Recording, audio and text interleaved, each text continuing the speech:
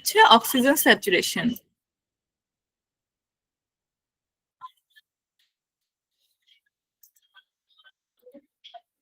এটা কি আমার আর লিখে দেওয়ার দরকার আছে? আশা করছি সবাই বুঝতে পেরেছো।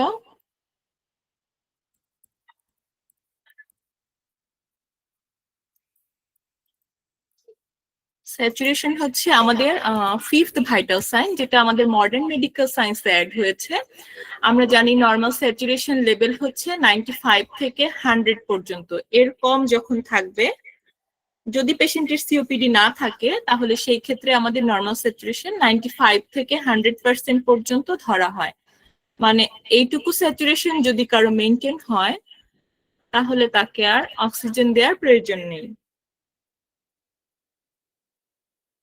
এখন আমরা তো জানলাম আমাদের ভাইটাল সাইন গুলো কি কি। এখন কি উদ্দেশ্যে আমরা ভাইটাল সাইন রেকর্ড করব সেটি আমরা জেনে নিব।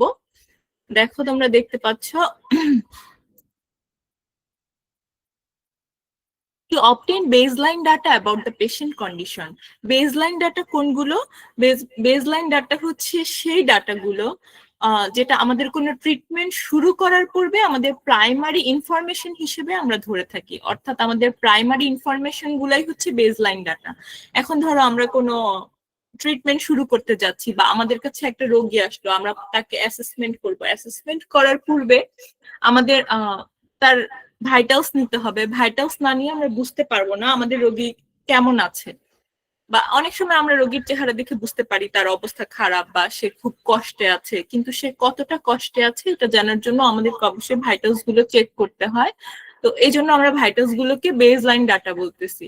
তো আমাদের এই বেস লাইন ডাটা পাওয়ার জন্য, পেশেন্টের কন্ডিশন জানার জন্য আমাদের ভাইটাল সাইন রেকর্ড করা প্রয়োজন। এরপরে আছে হচ্ছে changes in the condition of the patient, improvement or regression can be detected by observing vital sign. দেখো, পেশেন্টের কন্ডিশন যদি পেশেন্টের কন্ডিশন কতটা ভালো আছে বা খারাপ আছে, এটা জানার জন্য আমাদের হচ্ছে ভাইটাল সাইন রেকর্ড করা দরকার। সাউন্ড আসছে।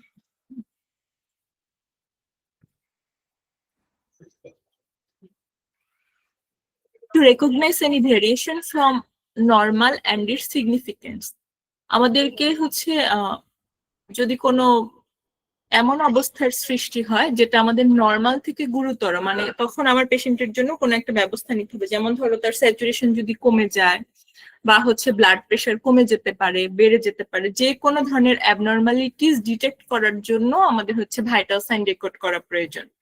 Vital sign are used for diagnostic purpose. এই যে আমি প্রথমেই যেটা বললাম যে আমার কোনো খারাপ অবস্থা বা ভালো অবস্থা, বা আমার রোগী এখন কোন কন্ডিশনে আছে সেটা জানার জন্য আমাদের ভাইটাল সাইন রেকর্ড করা প্রয়োজন। To help physician to prescribe right treatment, ফিজিশিয়ানকে সঠিক ট্রিটমেন্ট দেওয়ার জন্য, সঠিক ট্রিটমেন্ট দিতে হেল্প করার জন্য আমাদের ভাইটাল সাইন রেকর্ড করা দরকার। যেমন ধরো আমাদের তো রুটিনলি ব্লাড প্রেশার আমরা চেক করি। যদি কোনো রোগীর আমি রুটিনলি ব্লাড প্রেশার চেক করে 3 বেলায় তার ব্লাড প্রেশার বেশি পাচ্ছি, সেক্ষেত্রে আমরা অবশ্যই ফিজিশিয়ানকে ইনফর্ম করব। এবং আমি যে বিপিটা মাপলাম তার, এখান থেকে ফিজিশিয়ান একটা ডিসিশনে আসতে পারবে যে হচ্ছে তার ব্লাড প্রেশার কি আসলেই সবসময় বেশি থাকতেছে বা নাকি কম থাকতেছে। সেই অনুযায়ী সে তাকে মেডিসিন প্রেসক্রাইব করতে পারবে। এরপরে হচ্ছে to assess patient response to treatment or medication. যেমন ধরো আমি পেশেন্টকে ব্লাড প্রেশারের ওষুধ দিলাম, হ্যাঁ, এখন ওই ওষুধটা দেওয়ার ফলে তার হঠাৎ করে ব্লাড প্রেশারটা কমে যাইতে পারে, অথবা সেটা কাজ নাও করতে পারে। তো আমরা এটা অ্যাসেস করার জন্য যে যে ট্রিটমেন্ট অথবা মেডিকেশনটা আমরা তাকে দিচ্ছি সেটা প্রপারলি তার বডিতে কাজ করছে কিনা, এটা অ্যাসেস করার জন্য আমরা ভাইটাল সাইন রেকর্ড করি। এটা ছিল আমাদের পারপাস।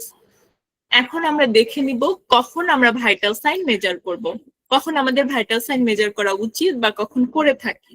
যেমন দেখো, পেশেন্ট আসলে প্রথমেই নার্স হিসেবে আমার প্রথম দায়িত্ব, পেশেন্ট রিসিভ করার পরে আমরা on admission two hospital, patient admit হওয়ার পরই আমরা পেশেন্টকে কিছুক্ষণ রেস্ট করতে বলি। তার বেড বিছানা রেডি করার পরে আমরা তার ভাইটালস গুলো চেক করি। As routine schedule as prescribed by doctor, হ্যাঁ, অনেক সময় ডক্টরে প্রেসক্রাইব করে থাকে, যেমন আমরা কেস শিটে অথবা হিস্ট্রি শিটে লিখা দেখে থাকি যে রুটিনলি তার 3 বার হচ্ছে ভাইটাল সাইন মনিটর করতে হবে, রুটিনলি তার 3 বার বিপি দেখতে হবে, প্রেশার দেখতে হবে, সরি পালস দেখতে হবে। এটা দেখে আমরা রেকর্ড করি। হ্যাঁ, যখন এরকম কোনো ধরনের অর্ডার থাকবে, যখন আমার পেশেন্ট 2 বেলা করে ব্লাড প্রেশারের মেডিকেশন নিচ্ছে, তখন আমরা ডাক্তারের প্রেসক্রিপশন অনুসারে তার হচ্ছে 2 বার 3 বার করে আমরা ভাইটালস গুলো চেক করি। বিফোর অ্যান্ড আফটার সার্জারি, এটা আমরা সবাই জানি, কোন একটা সার্জারি হওয়ার আগে এবং পরে। সার্জারির সময় তো তার অল টাইম আমরা ভাইটাল চেক করি, একদম মনিটরে সবসময় পেশেন্ট কানেক্টেড থাকে, আমরা সবসময় ভাইটালস গুলো দেখতে থাকি।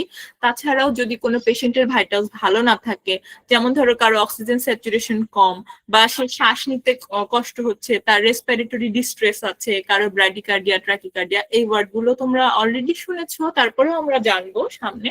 এই ধরনের যদি কোনো সমস্যা থাকে তাহলে কিন্তু আমরা তার সার্জারি করি না। এই জন্য হচ্ছে আমরা সার্জারির আগে এবং পরে ভাইটাল সাইন গুলো চেক করি। Before and after administration of certain medication, কিছু মেডিকেশন আছে, যেমন এখানে আমরা ডিগোক্সিন দেখতে পাচ্ছি। ডিগোক্সিন কিসের ওষুধ তোমরা কেউ জানো? ডিগোক্সিন কিসের ওষুধ কেউ যদি জানো আমাকে আনমিউট করে বলো। ডিগোক্সিন হচ্ছে হার্ট ফেলিউরের পেশেন্টকে দেয়া হয়। হার্ট ফেলিউর হলে কারো হার্ট তখন সঠিক আমাদের যে নর্মাল রিদম সেই রিদমে চলে না, তখন হয়তো হার্ট খুব দ্রুত চলবে অথবা খুব স্লো চলবে। সেই ক্ষেত্রে এটা কারেকশন করার জন্য আমরা ডিগোক্সিন দিয়ে থাকি। এখন ধরো আমি ডিগোক্সিন পেশেন্টকে দিব, হ্যাঁ, এটা নর্মালি হার্ট ফেলিউরে যখন হার্ট স্লো কাজ করে, মানে পেশেন্টের ব্র্যাডিকার্ডিয়া হয়, তখন দিয়ে থাকি। এখন যার ধরো কারো হঠাৎ করে ট্রাকিকার্ডিয়া শুরু হয়ে গেছে, হার্ট খুব ফাস্ট বিট দিচ্ছে বা তার হার্ট রেট অলরেডি বেশি, এই ধরনের পেশেন্টকে তো আমরা ডিগোক্সিন দিতে পারবো না। দিলে কি হবে, তার হার্ট রেট আরো বেশি পরিমাণে বেড়ে যাবে। এই জন্য আমরা কি করব, ওই পেশেন্টকে আমরা ডিগোক্সিন দিব না, ইমিডিয়েটলি আমরা ডক্টরকে জানাবো। এরপরে দেখো আমাদের anti hypertensive drug. Anti hypertensive drug কোনগুলো, যেগুলো আমরা হাই প্রেশারের পেশেন্টকে দিয়ে থাকি। যদি কারো ধরো প্রেশার কমে গেছে, হ্যাঁ, সকালবেলা সে যে প্রেশারের ওষুধটা খেয়েছে সেটা খাওয়ার পরে তার প্রেশার কমে গেছে, এখন সেই ক্ষেত্রে রাতে তো আমি আর তাকে প্রেশারের ওষুধ দিতে পারবো না, তাহলে তার প্রেশার আরো বেশি কমে যাবে। এই জন্য আমরা কি করব, এই ধরনের মেডিকেশন দেওয়ার আগে অবশ্যই পেশেন্টের ভাইটালস চেক করব, প্রেশার চেক করব, করে এরপরে আমরা মেডিসিন দিব। when there is change in general condition of the patient, আমরা দেখব যখন পেশেন্টের জেনারেল কন্ডিশন চেঞ্জ হয়ে যাবে। জেনারেল কন্ডিশন বলতে আমরা পেশেন্টের সুস্থ অবস্থাকেই বুঝি, পেশেন্ট শ্বাস নিচ্ছে, আমার কথা বলতেছে বা ভালো আছে, এই ধরনের পেশেন্ট। যখন এটা থেকে ব্যতিক্রম করবে, পেশেন্টের অবস্থা খারাপ হয়ে যাবে, যেমন দেখো আমরা এখানে এক্সাম্পল হিসেবে আনকনসিয়াসনেস দেখতে পাচ্ছি। যদি পেশেন্ট আনকনসিয়াস হয়ে যায়, জ্ঞান হারায়, সেই ক্ষেত্রে আমরা দ্রুত তার ভাইটালস চেক করবো। এমন হতে পারে সে পেশেন্ট আমার কার্ডিয়াক অ্যারেস্টে চলে গেছে, তার ওই মুহূর্তে তার পালস নাই অথবা বিপি নাই, তখন আমাদের কি করতে হবে, তাড়াতাড়ি করে ভাইটালস চেক করে তার জন্য পর্যাপ্ত ব্যবস্থা নিতে হবে। when the patient is coma or shock, তোমরা যারা আইসিইউতে ডিউটি করেছো তারা জানো,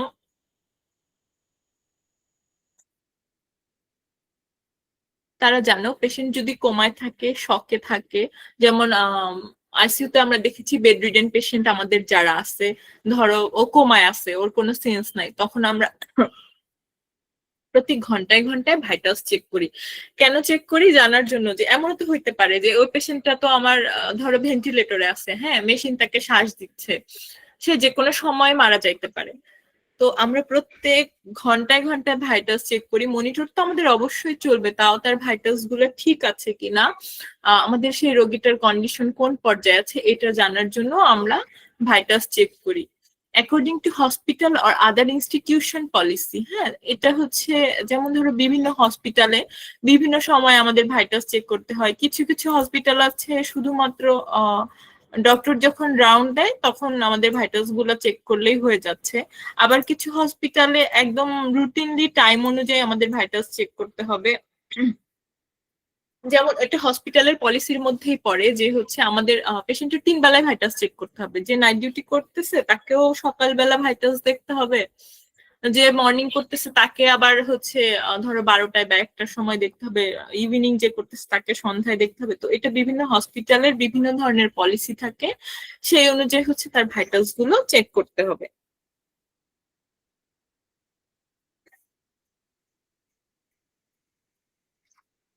এখন আমরা চলে যাব আমাদের ভাইটালস গুলো সম্পর্কে ডিটেলস পড়ার জন্য। এতটুকু আমরা যতটুকু পড়লাম এই পর্যন্ত কারো কোনো প্রশ্ন বা কারো কোনো সমস্যা থাকলে আমাকে বলো, আমি পরবর্তী স্লাইডে চলে যাব।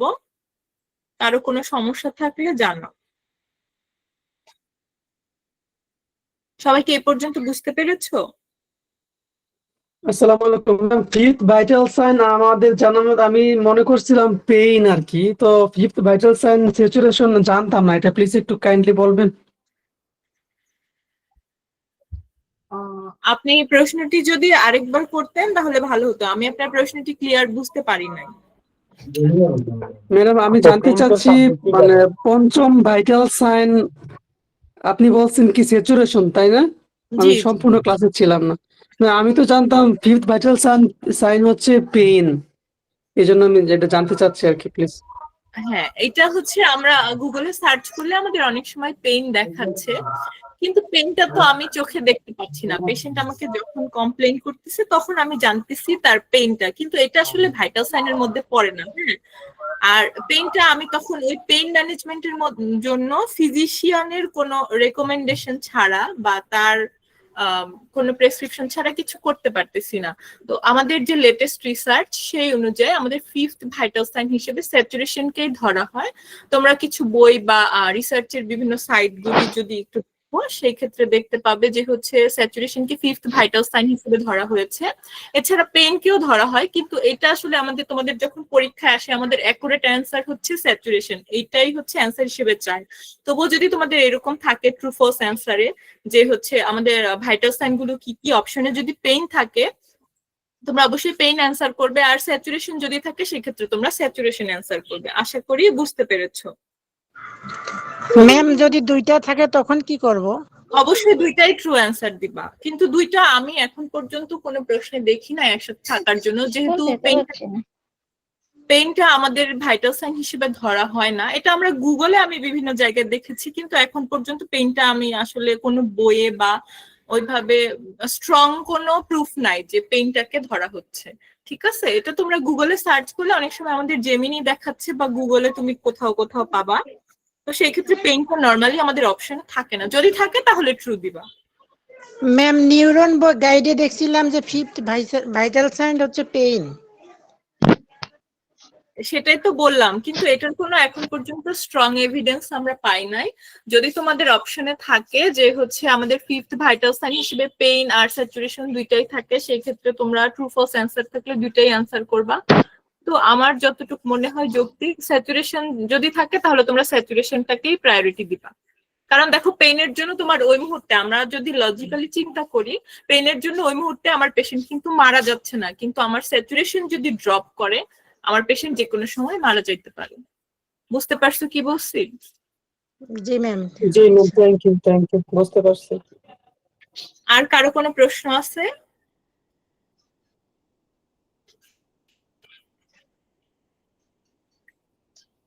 আর কারো কোনো প্রশ্ন না থাকলে চলে যাব আমাদের পরবর্তী টপিকে, আমাদের first vital sign body temperature.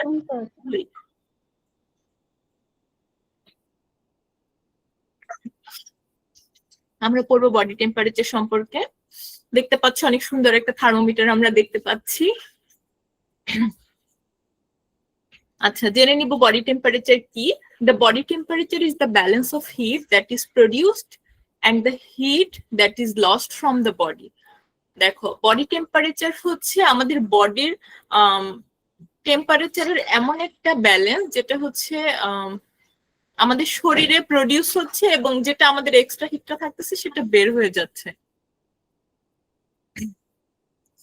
তাহলে এটার মধ্যে একটা ভারসাম্য বজায় থাকবে। হ্যাঁ, কখন আমাদের অনেক বেশি টেম্পারেচার হয়ে গেলে সেটাকে আমরা হাই টেম্পারেচার বলতেছি, আবার যখন অনেক কমে যাবে, সেটাকে আমরা লো টেম্পারেচার বলতেছি। কিন্তু এটা আমাদের ব্যালেন্স করে রাখাটাই হচ্ছে আমাদের নর্মাল বডি টেম্পারেচার। অনেক বেশি বেড়েও যাবে না, কমেও যাবে না। যেমন দেখো আমরা দেখতে পাচ্ছি আমাদের normal body temperature for adult 97 to 99 degree Fahrenheit. আর এভারেজ যদি আমরা ধরি, যেটা আমরা সবসময় ব্যবহার করে থাকি 98.6 ডিগ্রি ফারেনহাইট। আমরা নর্মাল এই যে এখানে যে থার্মোমিটার দেখতে পাচ্ছ, এটা ফারেনহাইটেই আমরা নর্মালি ক্যালকুলেশন করে থাকি বা হিসাব করে থাকি। সেই হিসেবে আমাদের 98.6 বা এর কাছাকাছি থাকলে সেই টেম্পারেচারটাকেই আমরা নর্মাল বডি টেম্পারেচার হিসেবে ধরে থাকি। এছাড়া আমাদের পরীক্ষায় মাঝে মাঝে যে সেলসিয়াসের যে হিসাবটা আছে সেটা আসে। তোমরা আমাকে বলো আমাদের নর্মাল বডি টেম্পারেচার ডিগ্রি সেলসিয়াসে কত, কেউ কি জানো? ম্যাম 36 ডিগ্রি সেলসিয়াস অথবা 37। হ্যাঁ, 37 হচ্ছে আমাদের এভারেজ, ঠিক আছে। আর নর্মালি আমরা যদি রেঞ্জ ধরি তাহলে হচ্ছে আমাদের 36.5 থেকে 37.5 পর্যন্ত, ঠিক আছে। তোমাদের যেভাবে কোয়েশ্চেনে আসবে যে হচ্ছে ডিগ্রি সেলসিয়াসে যদি চায়, রেঞ্জ যদি চায়, সেক্ষেত্রে তোমরা দিবে হচ্ছে 36.5 থেকে 37.5 পর্যন্ত। আর হচ্ছে যদি এভারেজ টেম্পারেচার একটাই টেম্পারেচার দেয়া থাকে তাহলে 37 ডিগ্রি সেলসিয়াস। বুঝতে পেরেছো?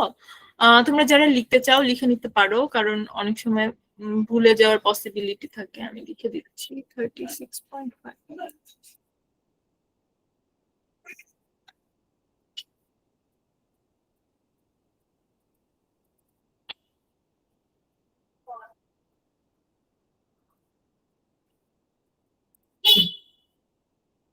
এটা হচ্ছে আমাদের একটা রেঞ্জ। আর এভারেজ যেটা বললা, আমরা তো নর্মালি হচ্ছে এভারেজটা বের করি দুইটা আমরা যোগ করে তারপরে 2 দিয়ে ভাগ করি। কিন্তু এই ক্ষেত্রে আমাদের বিভিন্ন বইয়ে আমি যেটা দেখলাম, আমাদের এভারেজ টেম্পারেচার, ওই যে একজন আমাকে বললো যে এভারেজ টেম্পারেচার 37, সো 37 বা 37.5 যেটাই থাকবে অপশনে তোমরা সেটাই অ্যান্সার করবে। তোমরা চেষ্টা করবে রেঞ্জ গুলো খুব ভালো করে মনে রাখার জন্য, কারণ আমাদের ভাইটাল সাইন থেকে মেইনলি রেঞ্জ গুলো অনেক বেশি এসে থাকে। সো সবাই এটা কেয়ারফুলি মনে রাখার চেষ্টা করবে। দেখো এখানে আমরা দেখতে পাচ্ছি normal body temperature ranges across the life span. বিভিন্ন বয়সের ক্ষেত্রে বডি টেম্পারেচার বিভিন্ন রকম হয়ে থাকে। এটা নর্মালি সবগুলো আমাদের আসে না, তবুও আমি এখানে তোমাদের জানানোর সুবিধার্থে রেখেছি। দেখো তোমরা এই নিউ বর্নের বডি টেম্পারেচারটা খুব ভালো করে মনে রাখার চেষ্টা করবে, 96 থেকে 99.5 ডিগ্রি ফারেনহাইট, এবং অ্যাডাল্টের ক্ষেত্রে 97 থেকে 99। ঠিক আছে, এটা তো আমাদের নর্মাল বডি টেম্পারেচার থাকলো, এটা তোমরা অবশ্যই জানবে। এছাড়া নিউবর্নের টেম্পারেচারটা তোমরা আলাদা করে মনে রাখবে 96 থেকে 99.5 পর্যন্ত। আর প্রশ্ন যদি অনেক বেশি কঠিন না হয় তাহলে আসলে ইনফ্যান্ট টোডলার এগুলো নর্মালি আসে না, ঠিক আছে। তারপরে তোমরা চেষ্টা করবে সবাই মনে রাখার জন্য। গেটটা প্লিজ লাগাও। আচ্ছা, normal adult temperature ranges from different body size. আমরা দেখবো নর্মাল অ্যাডাল্ট টেম্পারেচার বিভিন্ন সাইডে। আমরা তো জানি আমরা শুধুমাত্র এক জায়গায় বডি টেম্পারেচার নেই না, আমরা ওরালি নেই, অ্যাক্সিলারি, রেকটাল এবং টিম্প্যানিক। নর্মালি আমরা রেকটাল আর টিম্প্যানিকটা ওয়ার্ডে খুব বেশি প্র্যাকটিস করি না। একদম যদি আমাদের বাধ্যবাধকতা না থাকে বা হচ্ছে এমন অবস্থার সৃষ্টি না হয় যে আমি ওরালি টেম্পারেচারটা নিতে পারছি না বা অ্যাক্সিলারি টেম্পারেচার নিতে পারছি না, তার কোনো ইনজুরি আছে, সার্জারি আছে, এই ধরনের কোনো সমস্যা না থাকে, তাহলে নর্মালি আমরা রেকটাল আর টিম্প্যানিক টেম্পারেচার নেই না। আর রেকটাল টেম্পারেচার মেইনলি মাঝে মাঝে তোমরা যারা ওটিতে কাজ করেছো, অপারেশন থিয়েটারে যদি প্রয়োজন হয় যে তার উপরের কোনো থোরাসিক সার্জারি বা এই ধরনের কোনো সার্জারি, যে তার উপরের বডির উপরের পার্টে কোনো ধরনের টেম্পারেচার নেওয়া পসিবল হচ্ছে না, তখন রেকটাল টেম্পারেচার নেওয়া হয়। এক্ষেত্রে টেম্পারেচার কিছুটা ভ্যারি করে। তোমরা দেখতে পাচ্ছ ওরাল টেম্পারেচার আমাদের নর্মাল হচ্ছে 97.6 থেকে 99.6 ডিগ্রি ফারেনহাইট পর্যন্ত, অ্যাক্সিলারি টেম্পারেচার 96.6 থেকে 98.6 ডিগ্রি ফারেনহাইট পর্যন্ত, এবং রেক্টাল টেম্পারেচার নর্মাল 98.6 থেকে 100 ডিগ্রি ফারেনহাইট, টিম্প্যানিক 98.2 থেকে 100.2 ডিগ্রি ফারেনহাইট। এখন আমাদের মোস্ট ইম্পর্টেন্ট কথা যেটা, দেখো এই নোটটা, সবাই এটা ভালো করে মনে রাখবে, এটা অনেকবার পরীক্ষা এসেছে, শুধুমাত্র তোমাদের লাইসেন্স বা পোস্ট বেসিক অ্যাডমিশনে না, এটা আমাদের বিভিন্ন ধরনের চাকরির পরীক্ষায় অনেকবার এসে থাকে। তো তোমরা খুব ভালো করে মনে রাখবে যে আমাদের সবচেয়ে অ্যাকুরেট টেম্পারেচার আমরা কোন জায়গায় মেজার করে থাকি। আমাদের সবচেয়ে অ্যাকুরেট টেম্পারেচার হচ্ছে আমাদের রেক্টাল টেম্পারেচার। যদিও এই টেম্পারেচারটা কিছু বেশি, আমাদের বডির তুলনায় আমরা 1 ডিগ্রি সেলসিয়াস বেশি পেয়ে থাকি, ঠিক আছে? এই জন্য বলে যে রেক্টালি আমরা টেম্পারেচার নিলে মাঝে মাঝে, এটা সব জায়গায় আসলে করে না এখন, ওভাবে কাউন্ট করে না। যদি তোমাকে কোনো ফিজিশিয়ান বলে সেক্ষেত্রে রেক্টাল টেম্পারেচার নেওয়ার পরে আমরা -1 করে থাকি। হ্যাঁ, যেমন ওরালি বা এক্সিলারি যখন আমরা টেম্পারেচার নেই তখন আমরা আসলে, এটা আসলে আমি বিভিন্ন জায়গায় যখন ডিউটি করেছি, যখন ফিজিশিয়ান বলে যে সিস্টার 1+ করতে হবে বা 1- করতে হবে, সেই ক্ষেত্রে আমরা -+ করি। এছাড়া হচ্ছে রেক্টালি আমাদের যেহেতু একটু বেশি আসে টেম্পারেচার, সেক্ষেত্রে -1 করে থাকে। আর রেক্টাল টেম্পারেচারটাকে আমাদের মোস্ট অ্যাকুরেট বডি টেম্পারেচার হিসেবে ধরা হয়।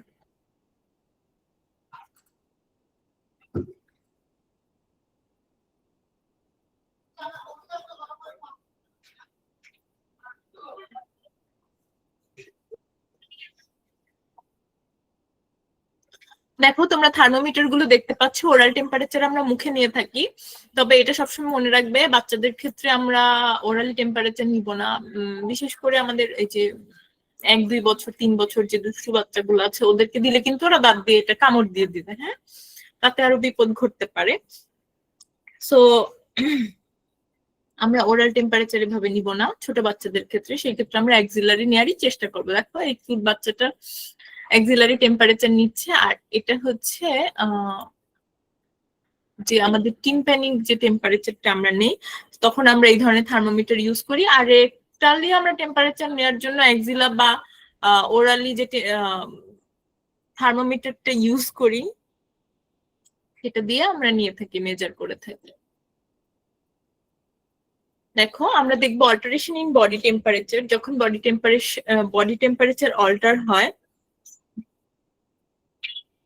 সেটাকে আমরা কি বলতেছি?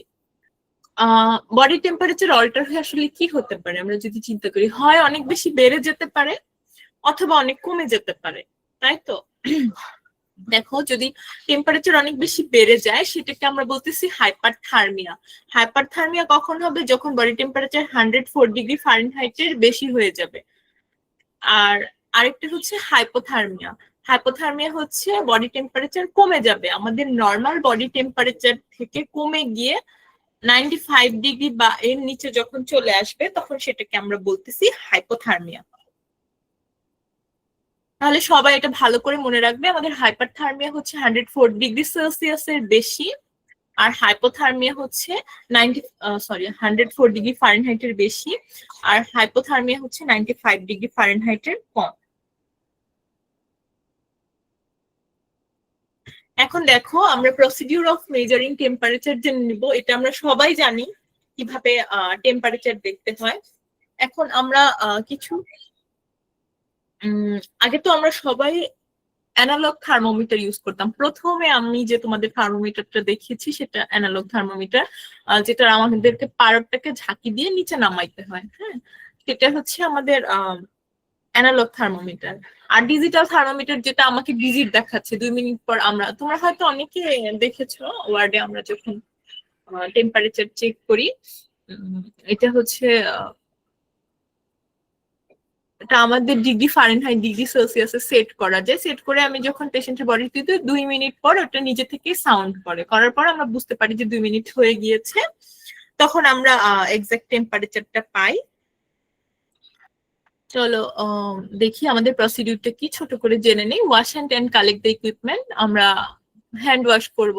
আমরা নর্মালি কি করি, আমরা খুব অলস, হ্যান্ড ওয়াশ করি না। আমরা কি করি, হেক্সিসল দিয়ে একটু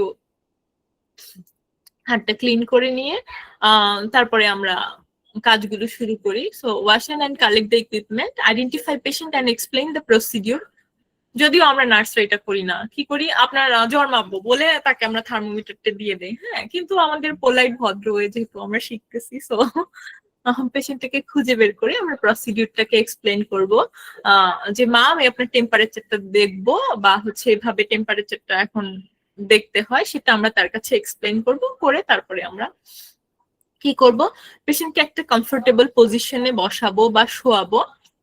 এরপরে হচ্ছে রিড মার্কারি লেভেল। আমি যেটা বললাম তোমাদের অ্যানালগ থার্মোমিটারে মার্কারি পারদ আর কি, যে পারদের লেভেলটা দেখবো। এখন আমাদের নর্মাল টেম্পারেচার 98.6 ডিগ্রি ফারেনহাইট। হ্যাঁ, এখন আমার যদি মার্কারিটা থাকে 100-এ, ওটা দিয়ে তো আমি অবশ্যই মাপতে পারবো না, মাপলে আমাদের অ্যাকুরেট টেম্পারেচার আসবে না। তাই আমরা প্রথমে দেখবো মার্কারি লেভেল কততে আছে, দেখে আমরা কি করব, এটাকে ঝাঁকি দিয়ে প্রথমে নিচে নামাবো, যতদূর নামানো যায় 94 পর্যন্ত নর্মালি আমরা নামাই। নামায় হচ্ছে এরপরে আমরা ওই থার্মোমিটারটাকে আমাদের এক্সপেক্টেড জায়গায় প্লেস করবো, যেমন ওরালি অ্যাক্সিলারি, যেখানে আমাদের স্কিনের সাথে ভালো একটা কন্ট্যাক্ট পসিবল, যে জায়গায় আমার কোনো ইনজুরি নাই, আমি অ্যাকুরেট টেম্পারেচারটা পাবো এমন জায়গায় প্লেস করবো। আমরা তো দেখেছি কোন কোন জায়গায় আমরা টেম্পারেচার নিতে পারবো। ওয়েট ফর 2 মিনিট, এটা খুবই ইম্পর্টেন্ট। 2 মিনিট ওয়েট না, আমরা অনেক সময় কি করি 1 মিনিট ওয়েট করে চলে যাই, কিন্তু এই মাঝে মাঝে হয় কি সব সময় আসে না। অনেক বেশি জ্বর থাকলে তখন দেখা যায় আমার টেম্পারেচারটা চলে আসে 1 মিনিটে, তো নর্মালি কিন্তু 2 মিনিটের আগে আসে না। তো তোমরা as a nurse, human being, যেহেতু আমাদের এখন প্যাশনটাই হচ্ছে মানব সেবা করা, সো অবশ্যই যেই কাজই করো খুব পোলাইটলি, খুব কাইন্ডলি পেশেন্টকে প্রথমে হচ্ছে তুমি বলবা, বলে তারপরে ভালোভাবে করবা। যে কাজটা করবা অ্যাকুরেটলি করার চেষ্টা করবা, সুন্দর করে করবা, যেন আমার পেশেন্ট কোনোভাবে ডিসস্যাটিসফাইড না হয়। আমি একটা ছোট কাজ করতে গেলেও যেন আমি আমার পেশেন্টকে স্যাটিসফাইড করতে পারি। পেশেন্টকে সুন্দর করে ডাকবা, দেখবা কথা দিয়ে কিন্তু পৃথিবী জয় করা যায়, তাই না? আমরা যদি পেশেন্টের সাথে ভালো ব্যবহার করি তাহলে পেশেন্ট অনেক বেশি কমফোর্টেবল ফিল করে। দেখবা পেশেন্টের অর্ধেক রোগ ওখানে ভালো হয়ে গেছে। পরে দেখি, shake gently to fall mercury level and place the thermometer in disinfectant solution. এরপরে আমাদের সরি, আই লেভেলে রেখে আমরা দেখবো তার টেম্পারেচারটা। দেখা শেষ হয়ে গেলে ওটাকে আমরা জেন্টলি আবার ঝাঁকি দিব, দিয়ে মার্কারি লেভেলটা নামায় রাখবো, রেখে এরপরে ডিসইনফেক্টেন্ট সলিউশন, আমাদের স্যাভলন, অনেক সময় আমরা হেক্সিসলেও ক্লিন করে রাখি। এরপরে কি করব, সবচেয়ে ইম্পর্টেন্ট, তুমি যে কাজটা করেছো অবশ্যই তার রেকর্ড রাখতে হবে। ক্লিনিক্যাল চার্টে আমরা টেম্পারেচারটাকে রেকর্ড করব। আমরা দেখতে পাচ্ছি আমাদের ক্লাসে যুক্ত আছে 45 জন। তোমরা যারা আমার সাথে ক্লাসে যুক্ত আছো তোমরা আমাকে বলো এই পর্যন্ত কারো কোনো সমস্যা আছে কিনা।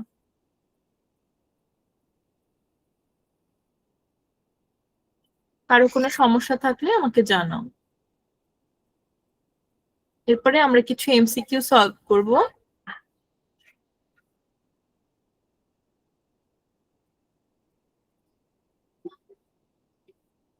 তোমাদের কারো কোনো সমস্যা থাকলে অবশ্যই মাইক্রোফোন অন করে আমাকে কোয়েশ্চেন করো, আমি তোমাদেরকে অ্যান্সার দেওয়ার চেষ্টা করব। হাইপোথার্মিয়া হলে কি করা উচিত? হাইপোথার্মিয়া হলে তোমরা এখনো অনেক ছোট, অনেকে হয়তো দেখো নাই। হাইপোথার্মিয়া হলে তখন আমরা রোগীকে, যদি এমন হয় যে তার নর্মালি বডি তার টেম্পারেচার কমে গেছে, তার ঠান্ডা লাগতেছে, শিভারিং হচ্ছে, সেই ক্ষেত্রে আমরা তাকে কম্বল দিয়ে বা গরম কাপড় দিয়ে গরম করার চেষ্টা করি। এসি অন থাকলে, ফ্যান অন থাকলে নর্মালি আমাদের যে স্টেপগুলো আমরা প্রাইমারি ভাবে নিতে পারি সেগুলো নেই, ওগুলা ফ্যান এসি বন্ধ করে আমরা তার ঠান্ডাটা প্রিভেন্ট করার ট্রাই করি। আর যদি সেটা সম্ভব না হয়, যেমন অনেক ধরনের বাচ্চা পেশেন্ট আছে, যখন অপারেশন করতে আমরা নিয়ে আসি, হ্যাঁ, তখন ওই বাচ্চাটাকে অপারেশন টেবিলে ওঠানোর পর সে খুব চিৎকার চেঁচামেচি করে, অনেকে ভয়েই ঠান্ডা হয়ে যায়। এই জন্য কিছু হচ্ছে ওয়ার্মার ইউজ করা হয়, যেটা রিউম্যাটিক বেড তোমরা দেখছো কিনা আমি বলতে পারতেছি না শিওর, এরকম ঢেউ কাটা থাকে। হ্যাঁ, ওটা ইলেকট্রিসিটি লাইন দিলে ওখান থেকে হচ্ছে গরম একটা বাতাস বের হয়, বাতাস না ঠিক ওই সারফেসটা গরম হয়ে যায়, ওইটাকে পেশেন্টকে ওখানে রাখলে তখন পেশেন্টের বডি টেম্পারেচার ইনস্ট্যান্ট বেড়ে যায়। তো এটাই হচ্ছে আমাদের হাইপোথার্মিয়ার ম্যানেজমেন্ট। এখন ধরো এটা তো আমাদের একদম টারশিয়ারি লেভেলের হসপিটাল যেগুলো আছে ওইখানে আমাদের এরকম অ্যাডভান্স ট্রিটমেন্টের ব্যবস্থা আছে, কিন্তু যেখানে নাই সেখানে তুমি গরম কাপড় বা গরম কোনো কিছু দিয়ে পেশেন্টকে পেঁচিয়ে দেওয়ার চেষ্টা করবে, ওভাবে আমরা হাইপোথার্মিয়া প্রিভেন্ট করে থাকি। আর কারো কোনো প্রশ্ন?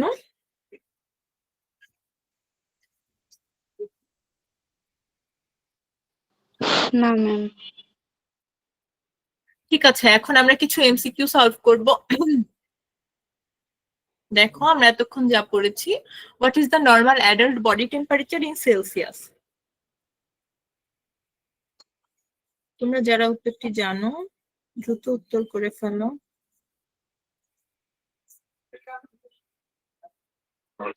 बी नंबर आंसर 36.5 থেকে 37.5 ডিগ্রি সেলসিয়াস।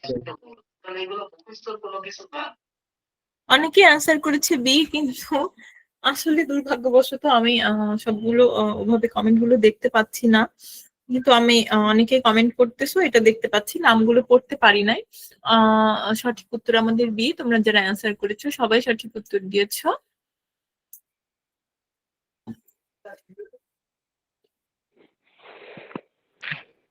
দেখো এটা খুবই ইম্পর্টেন্ট একটা প্রশ্ন, এর জন্য আমি তোমাদের স্লাইডে রেখেছি, যদিও এটা আমাদের আজকের পড়ার মধ্যে ছিল না, কিন্তু আমি তোমাদেরকে আসলে জানানোর জন্য প্রশ্নটা রেখেছি। তোমরা অনেকেই হয়তো জানো, which part of the brain regulates body temperature? আমাদের ব্রেনের কোন অংশ বডি টেম্পারেচার রেগুলেট করে?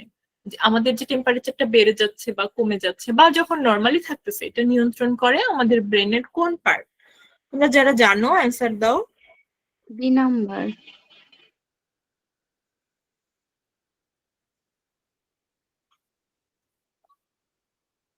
অনেকেই উত্তর করেছো দেখতে পাচ্ছি।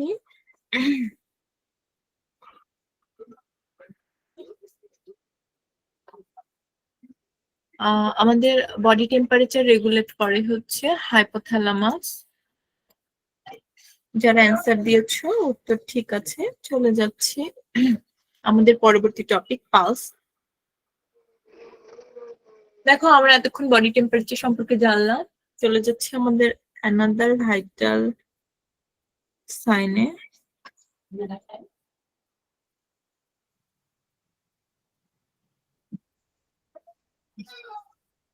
দেখো আমরা পালস বলতে কি বুঝি?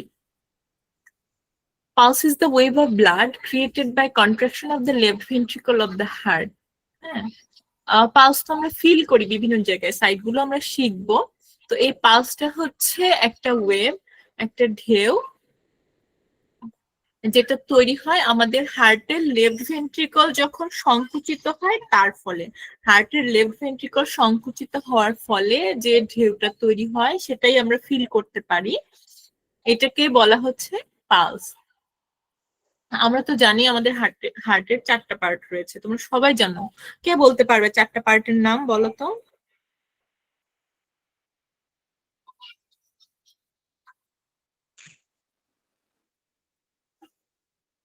একজন আনমিউট করে বলো, না পারলে আমি অবশ্যই বলে দিব। সবাই ফার্স্ট ইয়ার অ্যানাটমিতে পড়েছো।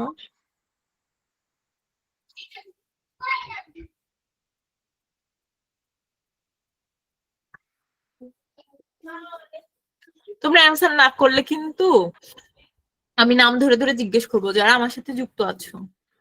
Ma'am madam right atrium right ventricle, hmm, left atrium left right ventricle. Good, এই তো ঠিক আছে, সাহস করে বলে ফেলবা, আমরা সবাই শিখছি, হ্যাঁ শিক্ষার জন্যই তো ক্লাস করতেছি। তুমি একদম সঠিক উত্তর দিয়েছো, আমাদের রাইট অ্যাট্রিয়াম রাইট ভেন্ট্রিকল এবং লেফট অ্যাট্রিয়াম লেফট ভেন্ট্রিকল। তো আমাদের যে পালসটা যে আমরা ফিল করতেছি, এটা আসতেছে হচ্ছে আমাদের লেফট ভেন্ট্রিকলটা যখন সংকুচিত হয়ে হার্ট থেকে রক্তটা বের করে দিচ্ছে, আমাদের পেরিফেরি অর্গান গুলোতে ছড়িয়ে পড়ছে, তখনই আমরা পালসটা ফিল করি। যে অ্যান্সার দিয়েছো তাকে ধন্যবাদ। দেখো আমরা জেনে নিব নর্মাল ভ্যালুস অফ পালস, এটা সবাই খুব ভালোভাবে মনে রাখবে।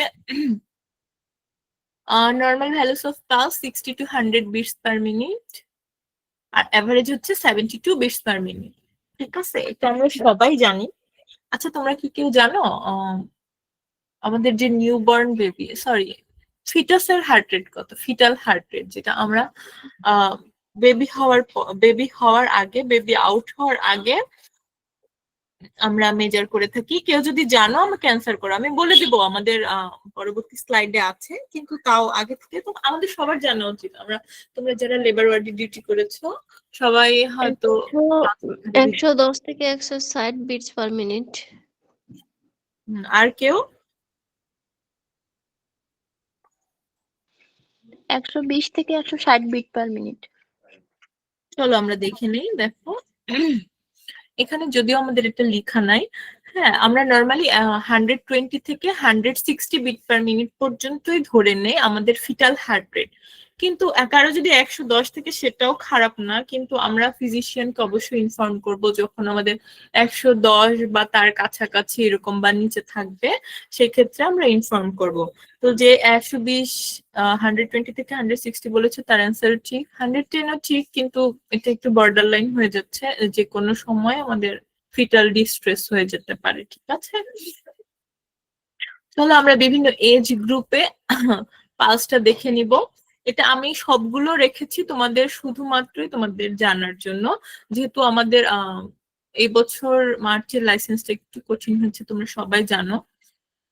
যদিও আমরা বিএসসির কোয়েশ্চেনটা হাতে পাই নাই, সবগুলো কোয়েশ্চেন আমরা কালেক্ট করতে পারি নাই, কিন্তু তারপরেও যারা পরীক্ষা দিয়েছে তাদের এক্সপিরিয়েন্স শুনে আমরা জেনেছি, বা পাশের হাট দেখে আমরা কিছুটা গেস করতে পেরেছি যে প্রশ্ন অনেকটা কঠিন হয়েছে এবং কিছু দিক থেকে প্রশ্ন হয়েছে। সো তোমরা একদম মনে রাখতে না পারলেও অন্তত চোখের দেখা দেখে যদি একটু ধারণা নিয়ে যাও, অ্যাটলিস্ট কাছাকাছি কিছু একটা অ্যান্সার করলে হয়তো হয়ে যাবে। তো এই জন্য আমি তোমাদের এই রেঞ্জ গুলো সবগুলো রেখেছি। তোমরা মেইনলি হচ্ছে আমি যেটা বললাম একটু আগে, ফিটাল হার্ট রেটটা, fetal pulse rate, heart rate যেটাই বলো, সেটা মনে রাখার চেষ্টা করবে 120 to 160 বিট পার মিনিট। এরপরে নিউবর্নের এটা মনে রাখবে 70 to 190। যখন বাচ্চাটা পৃথিবীতে চলে আসতো ভূমিষ্ঠ হওয়ার পরে, তার হার্ট রেট হবে 70 to 190 বিটস পার মিনিট। আচ্ছা, অ্যাডাল্টেরটা তো আমরা শিখলাম, এগুলো মনে রাখার চেষ্টা করবে, স্পেশালি এই তিনটা খুব ভালো করে সবাই মনে রাখবে। দেখো, এখন আমরা দেখে নিব আমরা কোথায় কোথায় পালস দেখবো। ঠিক আছে, টেম্পোরাল আর্টারি। দেখো, টেম্পোরাল আর্টারি আমাদের মাথার এই অংশে থাকে। তোমাদের সুবিধার জন্য আমি এখানে ছবিটা অ্যাড করে দিয়েছি যেন তোমরা বুঝতে পারো। মাথার এখানে হাত দিলে একটা পালস আমরা ফিল করি, সবাই হাত দিয়ে ফিল করতে পারো চাইলে। এটা হচ্ছে আমাদের টেম্পোরাল আর্টারি। এরপরে ফেসের এখানে একটা পালস ফিল করা যায়। এখন তো আমি কন্টিনিউয়াস কথা বলতেছি, চুপ করে আছেন যারা, ওখানে হাত দিলে একটা পালস ফিল করতে পারবে, সেটা হচ্ছে ফেসিয়াল পালস। সেম ভাবে এখানে আমরা ক্যারোটিড পালস দেখি। তোমরা যারা সিপিআর দিয়েছো বা কার্ডিয়াক অ্যারেস্টের পেশেন্ট দেখার অভিজ্ঞতা হয়েছে, সবাই এখানে একবার হলেও হাত দিয়ে দেখেছো যে এখানে আমরা ক্যারোটিড পালস দেখি, কারণ লাস্ট মোমেন্টে শুধুমাত্র ক্যারোটিডের এই পালসটাই পাওয়া যায়। যদি পেশেন্ট বেঁচে থাকে তখন পেশেন্টের হাতে পায়ে পেরিফেরিতে কোনো ধরনের পালস থাকে না। অনেক সময় এটা প্রশ্নে আসে যে সিপিআর, কার্ডিয়াক অ্যারেস্টের পেশেন্টের আমরা কোথায় পালস দেখবো, বা সিপিআর দেওয়ার আগে আমরা কোথায় পালস দেখে সিপিআর দেওয়া শুরু করব। সেক্ষেত্রে এটা হবে, অ্যান্সার হবে ক্যারোটিড আর্টারি, এটা সবাই মনে রাখবে। এরপরে হচ্ছে ব্রাকিয়াল আর্টারি। দেখো, ব্রাকিয়াল আর্টারি হচ্ছে সেটা যেখানে আমরা ব্লাড প্রেশার মাপার সময় স্টেথো রেখে যে পালসটা আমরা ফিল করি। আগে আমরা হাত দিয়ে দেখে নিই। তো এটা হচ্ছে আমাদের ব্রাকিয়াল আর্টারি। আর সবচেয়ে বেশি যে জায়গায় আমরা দেখি হাতে, এটা হচ্ছে আমাদের রেডিয়াল আর্টারি। এটা আমাদের প্রশ্নে আসতে পারে, কমনলি আমরা কোথায় পালস দেখি, এটা হচ্ছে রেডিয়াল আর্টারি, এটা সবাই মনে রাখবে। এরপরে আসে হচ্ছে ফিমোলার আর্টারি। ফিমোলার আর্টারি থাকে হচ্ছে কুচকিতে। এখানে অনেক সময় ফিমোরাল ক্যাথেটার করা হয়, তোমরা দেখেছো কিনা আমি বলতে পারছি না, কিন্তু এখানে আমাদের একটা পালস আমরা ফিল করতে পারি। এরপরে এই হাঁটুর ভাঁজে এখানে এটা হচ্ছে পপ্লিকিয়াল আর্টারি। পায়ের এই হাড়ের একটু নিচে, এটা হচ্ছে পোস্টেরিয়র টিবিয়াল আর্টারি।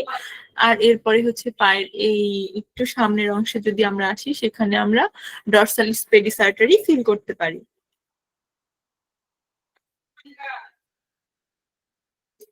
এখন দেখো আমরা কিভাবে পালস দেখবো। সবাই আমরা জানি কিভাবে পালস দেখতে হয়, আহ সবাই পালস দেখেছো। দেখো এখানে আমরা একটা ছবিতে দেখতে পাচ্ছি, পেশেন্টের হাতটাকে এক হাতের উপর দেখে খুবই একদম জেন্টলি আমরা পালস দেখবো। অনেক সময় আমরা কি করি, পেশেন্টের সাথে হ্যান্ডশেক করতে যাই, করতে গিয়ে তখন আমরা পালস দেখি। এটাই আসলে অরিজিনাল ওয়ে। ডক্টর দেখবো মাঝে মাঝে এসে জিজ্ঞেস করে, বাবা আপনি কেমন আছেন, মা কেমন আছেন, তখন আমরা হ্যান্ডশেক করতে করতে আরেক হাত দিয়ে পালস দেখি। এটাই হচ্ছে একদম অ্যাপ্রোপ্রিয়েট জেন্টাল ওয়েতে পালস দেখা। তাও আমরা একটু জেনে নিব কিভাবে পালস দেখতে হয়। দেখো প্রথমে provide privacy and hand hygiene, greet and explain the procedure. পেশেন্টকে তুমি প্রসিডিউরটা এক্সপ্লেইন করবে। সিলেক্ট পালস পয়েন্ট, পালস পয়েন্টটা দেখবে। এখানে সিলেক্ট পালস পয়েন্ট কেন বলছে, আমরা তো এতক্ষণ অনেকগুলো পালস পয়েন্ট দেখলাম। যেটা আমি বললাম যে আমরা তো রেডিয়াল আর্টারিতে পালস দেখি, কোনো কারণে যদি হাতে সার্জারি থাকে, ইনজুরি থাকে, সেই ক্ষেত্রে আমরা অন্য জায়গায় পালস দেখবো। তো আগে আমাদের পালস পয়েন্টটা ঠিক করতে হবে, পেশেন্টকে প্রপারলি পজিশন দিতে হবে। আমরা নর্মালি পেশেন্টকে একটা কমফোর্টেবল থেকে শুয়ে বা অনেক কমফোর্টেবলি বসে তারপরে পালস দেখি। আবার ধরো হেঁটে আসছে, তখনই আমরা সাথে সাথে পালস দেখবো না, হ্যাঁ, তখন আমাদের পালস বেশি পাবো, অ্যাকুরেট পালসটা আমরা পাবো না। এরপর কি করবো, place 2 or 3 middle finger tip slightly and squarely over the pulse side. দেখো এখানে তুমি পালস সাইডে 2টা অথবা 3টা আঙ্গুল সুন্দর করে রাখবে, খুব জেন্টলি, একদম নর্মাল ভাবে, একদম খুব বেশি চাপ দেওয়া যাবে না, আবার একদম ছেড়েও দেওয়া যাবে না, তাহলে তোমরা বুঝতে পারবে না। লিখে তারপরে তোমরা পালস দেখবে। Palpate and count pulsation for 1 minute. হ্যাঁ, এভাবে আমি ধরে থাকবো এবং ফিল করব কতক্ষণ ধরে, 1 মিনিট ধরে। এটা খুব ইম্পর্টেন্ট, ডিউরেশনটা তোমরা মনে রাখবে। পারফর্ম হ্যান্ড হাইজিন, এরপর আমার পালস দেখা শেষ, কাউন্ট করে শেষ হয়ে গেল। এরপর আমরা হ্যান্ড হাইজিন মেনটেন করবো। আমরা কি করি, হেক্সোল দিয়ে হাতটা রাব করি।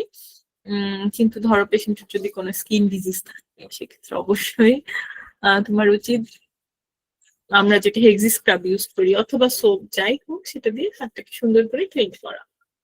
এরপরে আমরা কি করবো, record the result and inform if any abnormality seen. হ্যাঁ, আমরা রেজাল্টটা রেকর্ড করবো। কোনো অ্যাবনর্মালিটিস যদি থাকে সেটা আমরা ফিজিশিয়ানকে জানাবো। এখন আমরা জেনে নিব অ্যাবনর্মালিটিস গুলো আমাদের পালস দেখার ক্ষেত্রে কি থাকতে পারে। চলো দেখে নেই।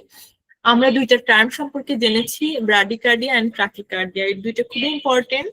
তোমরা যারা প্রিভিয়াস ইয়ারের প্রশ্ন সলভ করেছো তোমরা জানো, এই প্রশ্নটা বেশ কয়েকবার এসেছে। এটা মনে রাখাটা একটু টাফ হয়ে যায়, ব্রাডিকার্ডিয়া আর ট্রাকিকার্ডিয়া নিয়ে একটু ঝামেলা হয়ে যায় অনেকের, তাও তোমরা কেয়ারফুলি মনে রাখার চেষ্টা করবে।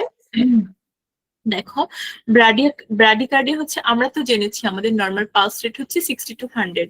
যখন পালস রেট আমাদের 60 নিচে নেমে যাবে, সেটাই হচ্ছে আমাদের ব্রাডিকার্ডিয়া। আর ট্যাকিকার্ডিয়া হচ্ছে pulse rate above 100 beats per minute. যদি 100-এর বেশি হয়ে যায়, 100-এর বেশি হলে সেটা হচ্ছে ট্যাকিকার্ডিয়া। আর পালস রেট 60-এর কম হলে সেটা হচ্ছে ব্রাডিকার্ডিয়া। তোমরা 2টা মনে না রাখতে পারলে একটা মনে রাখার চেষ্টা করবে। নর্মাল পালস রেট তো আমাদের 60 to 100, এটা আমরা সবাই জানি। তোমরা ট্যাকিকার্ডিয়াটা ভালো করে মনে রাখবে, যে ট্যাকিকার্ডিয়াটা হচ্ছে আমাদের বেশি, 100-এর বেশি বেড়ে যাচ্ছে। এটা মনে রাখলে তোমরা ব্রাডিকার্ডিয়া মনে রাখতে পারবে, আশা করছি।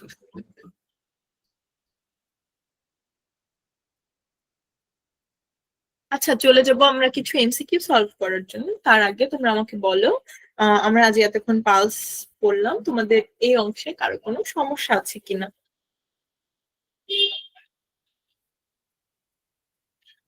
না ma'am.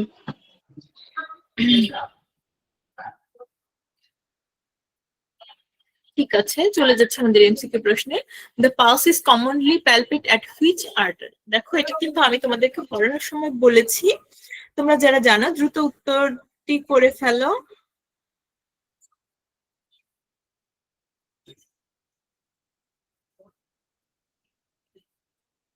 B number madam, radial artery. সবাই বি অ্যান্সার দিচ্ছে, কেউ একজন মনে হয় ভুল করে লিখেছে। যাই হোক, ফিমোরাল আর্টারি হচ্ছে আমাদের পুচকিতে পায়ের ভাঁজে থাকে, সো এটা আমরা নর্মালি এখানে পালস দেখি না, যদি না কোনো সমস্যা থাকে। নর্মালি ফিমোরাল ক্যাথেটার করার সময় আমরা এই পালসটা ফিল করি।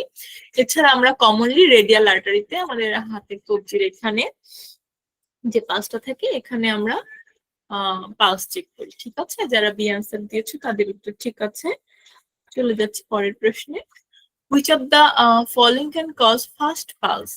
দেখো আমরা একটু আগে পড়েছি ফাস্ট পালস, যেটা আমাদের 100 এর বেশি, সেটা হচ্ছে ট্যাকিকার্ডিয়া। এটা আমাদের ট্রু ফলস, মাল্টিপল অ্যান্সার হবে। তো তোমরা যেটা জানো ট্রু অ্যান্সার গুলো কমেন্ট করে ফেলো।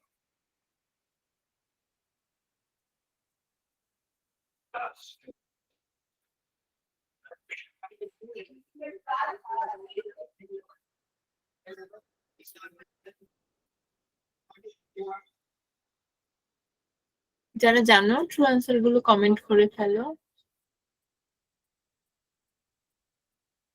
এবিসি হবে, এবিসি। ফিভার হলে পালস রেট বাড়বো, অ্যাংজাইটি ডিপ্রেশন থাকলে পালস রেট বাড়বো, আর এক্সারসাইজ তো এমনি পালস রেট বাড়বে। ডি। আপু এবিসি হবে। আচ্ছা ঠিক আছে, তোমাদের অ্যান্সার দিয়েছো, ধন্যবাদ। আমি দেখো বলছি, এক্সারসাইজ যখন করে তখন আমাদের পালস রেট বেড়ে যায়। ফিভার যখন হয় তখন মেটাবলিজম বেড়ে যাওয়ার কারণে আমাদের পালস রেট বেড়ে যায়, এনজাইটি দুশ্চিন্তার কারণে বেড়ে যায়। এছাড়া পেশেন্ট যখন শকে যায়, হ্যাঁ, শক বিভিন্ন ধরনের হয়, ঘুমালে নর্মালি পালস নর্মাল থাকে পেশেন্টের। হ্যাঁ, শকে যখন যাচ্ছে আমাদের পেশেন্ট, বিভিন্ন ধরনের শক আমরা পড়েছি। যেমন আমরা যদি চিন্তা করি হাইপোভলিমিক শক, হ্যাঁ, তখন আমাদের কি হচ্ছে, ব্লাড ভলিউম কমে যাচ্ছে।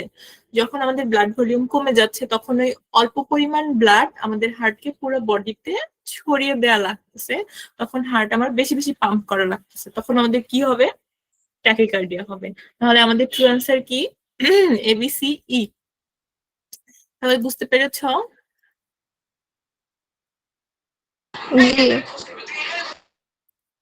শখের ক্ষেত্রে কি আপু পালস রেট বাড়বে নি?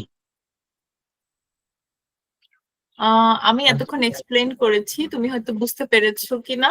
যখন আমাদের হাইপোভলিমিক শক হবে, হাইপোভলিমিক শক কি, আমার বডি থেকে অতিরিক্ত পরিমাণ ব্লাড বের হয়ে যাওয়া, অনেক বেশি ব্লাড লস হচ্ছে। সেই ক্ষেত্রে আমাদের কি হবে, ব্লাড লস হয়ে গেলে অল্প পরিমাণ ব্লাডটাকে হার্ট কি করবে, দ্রুত পাম্প করে অর্গান গুলোতে ছড়িয়ে দেওয়ার চেষ্টা করবে, তখন তার পালস রেট বেড়ে যাবে। এই জন্য শকের ক্ষেত্রেও ট্যাকিকার্ডিয়া হতে পারে। এই অ্যান্সারটা ট্রু হবে। আশা করি বুঝতে পেরেছো। চলে যাচ্ছি পরবর্তী প্রশ্নে। হোয়াট ইজ দ্য জি নর্মাল আপু, pulse rate for a newborn? দেখো, নিউবর্নের জন্য নর্মাল পালস রেট আমরা করেছি, কিন্তু এখানে অপশনটা একটু ডিফারেন্ট, তোমাকে এটা একটু ভেবে অ্যান্সার করতে হবে। C number madam.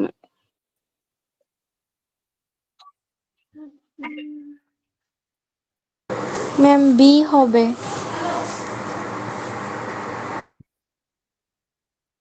দেখো এখানে আমরা অ্যান্সার সি হবে। দেখো আমরা কি করেছিলাম, 70 to 190 এরকম তুমি ভেরিয়েশন পাবেই। তোমার ওটাকে স্ট্যান্ডার্ড ধরে এরপরে তোমাকে চিন্তা করতে হবে আমাদের অ্যান্সার কি হবে।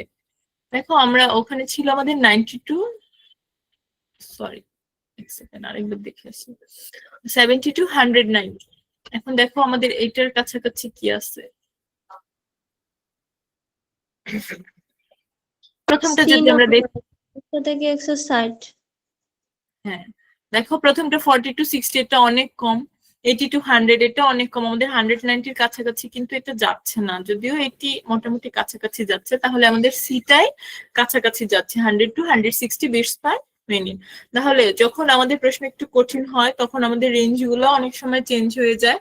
তো তোমরা স্ট্যান্ডার্ডটাকে খুব ভালোভাবে মনে রেখে খুব চিন্তা করে এই ধরনের অ্যান্সার গুলো করবে। আশা করি বুঝতে পেরেছো। চলে যাচ্ছে আমাদের পরবর্তী ভাইটাল সাইনে।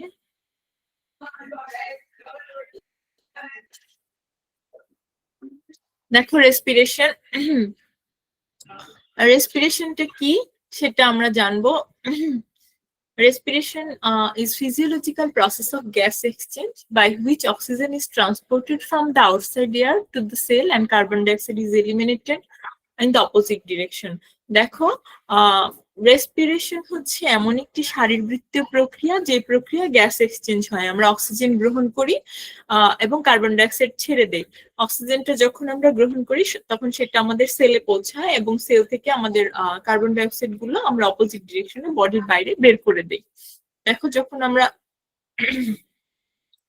শ্বাস নিচ্ছি তখন আমাদের অক্সিজেন গুলা ব্লাডে বের হয়ে যাচ্ছে এবং যখন ছেড়ে দিচ্ছি তখন নীল রক্ত, এটাকে আমরা নীল দিয়ে ইন্ডিকেট করা হয়েছে, সেটা বের হয়ে যাচ্ছে কার্বন ডাইঅক্সাইড গুলো। এখন আমাদের এই যে রেসপিরেশন, যেটাকে আমরা রেসপিরেশন বলতেছি, এটা হচ্ছে আমাদের এই যে টোটাল শ্বাস নিচ্ছি এবং ছেড়ে দিচ্ছি, এই টোটালটাই হচ্ছে পুরোটাকে রেসপিরেশন বলতেছে। একবার শ্বাস নেওয়া এবং ছেড়ে দেওয়া দুইটা মিলে আমাদের হচ্ছে respiration. Respiratory rate in adult, অ্যাডাল্টের ক্ষেত্রে 12 to 20 ব্রিথস পার মিনিট। 1 মিনিটে সে 12 থেকে 20টা শ্বাস নিবে, অ্যাভারেজ আমরা 60 ধরে থাকি, কিন্তু তোমরা এই রেঞ্জটাকে খুব ভালো করে মনে রাখার চেষ্টা করবে, ঠিক আছে? এই রেঞ্জটাই বারবার পরীক্ষায় আসে।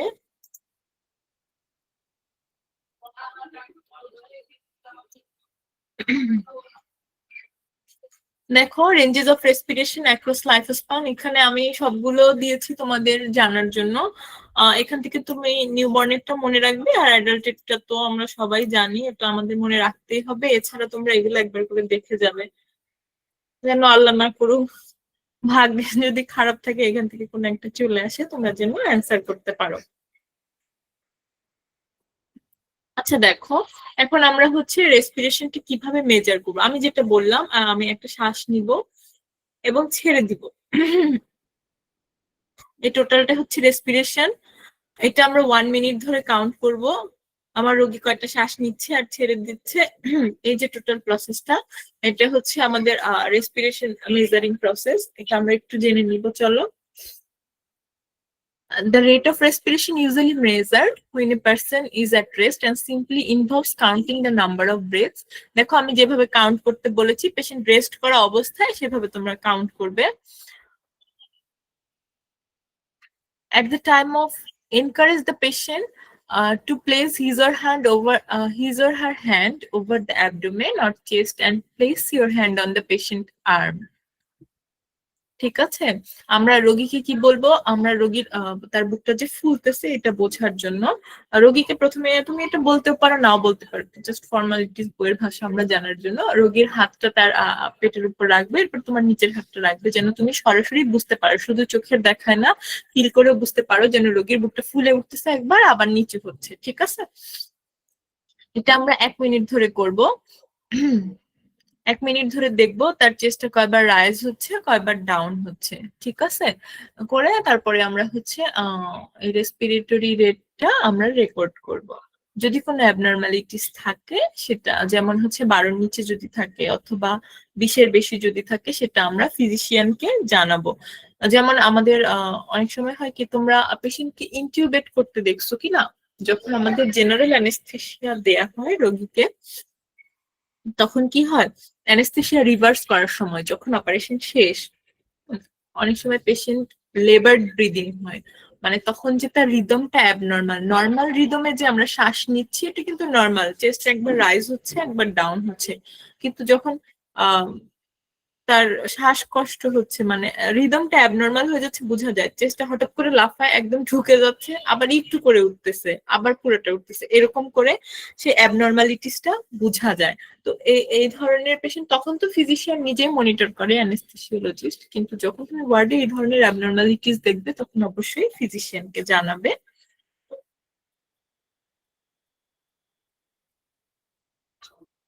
দেখো আমরা জেনে নিব এই রেসপিরেশনের এই অ্যাবনর্মালিটিস গুলো কি কি।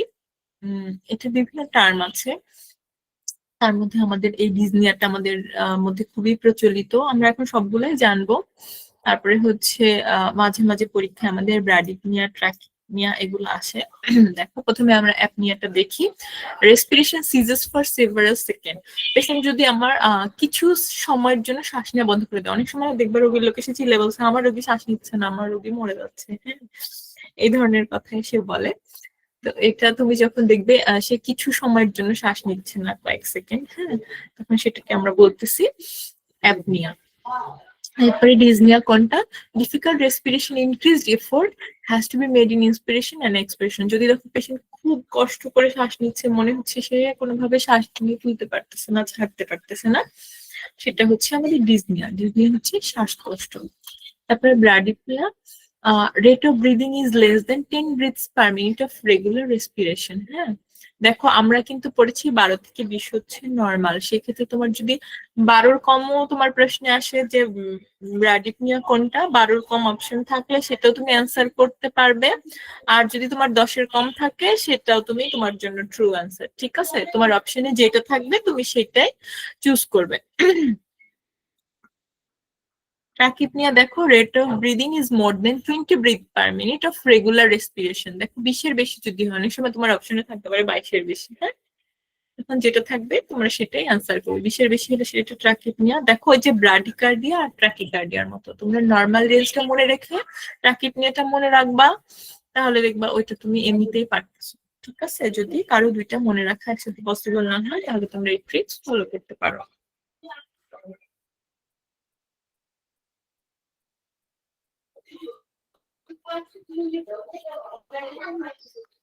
আচ্ছা, তোমরা আমাকে বলো রেসপিরেশন থেকে কারো কোনো সমস্যা আছে কিনা?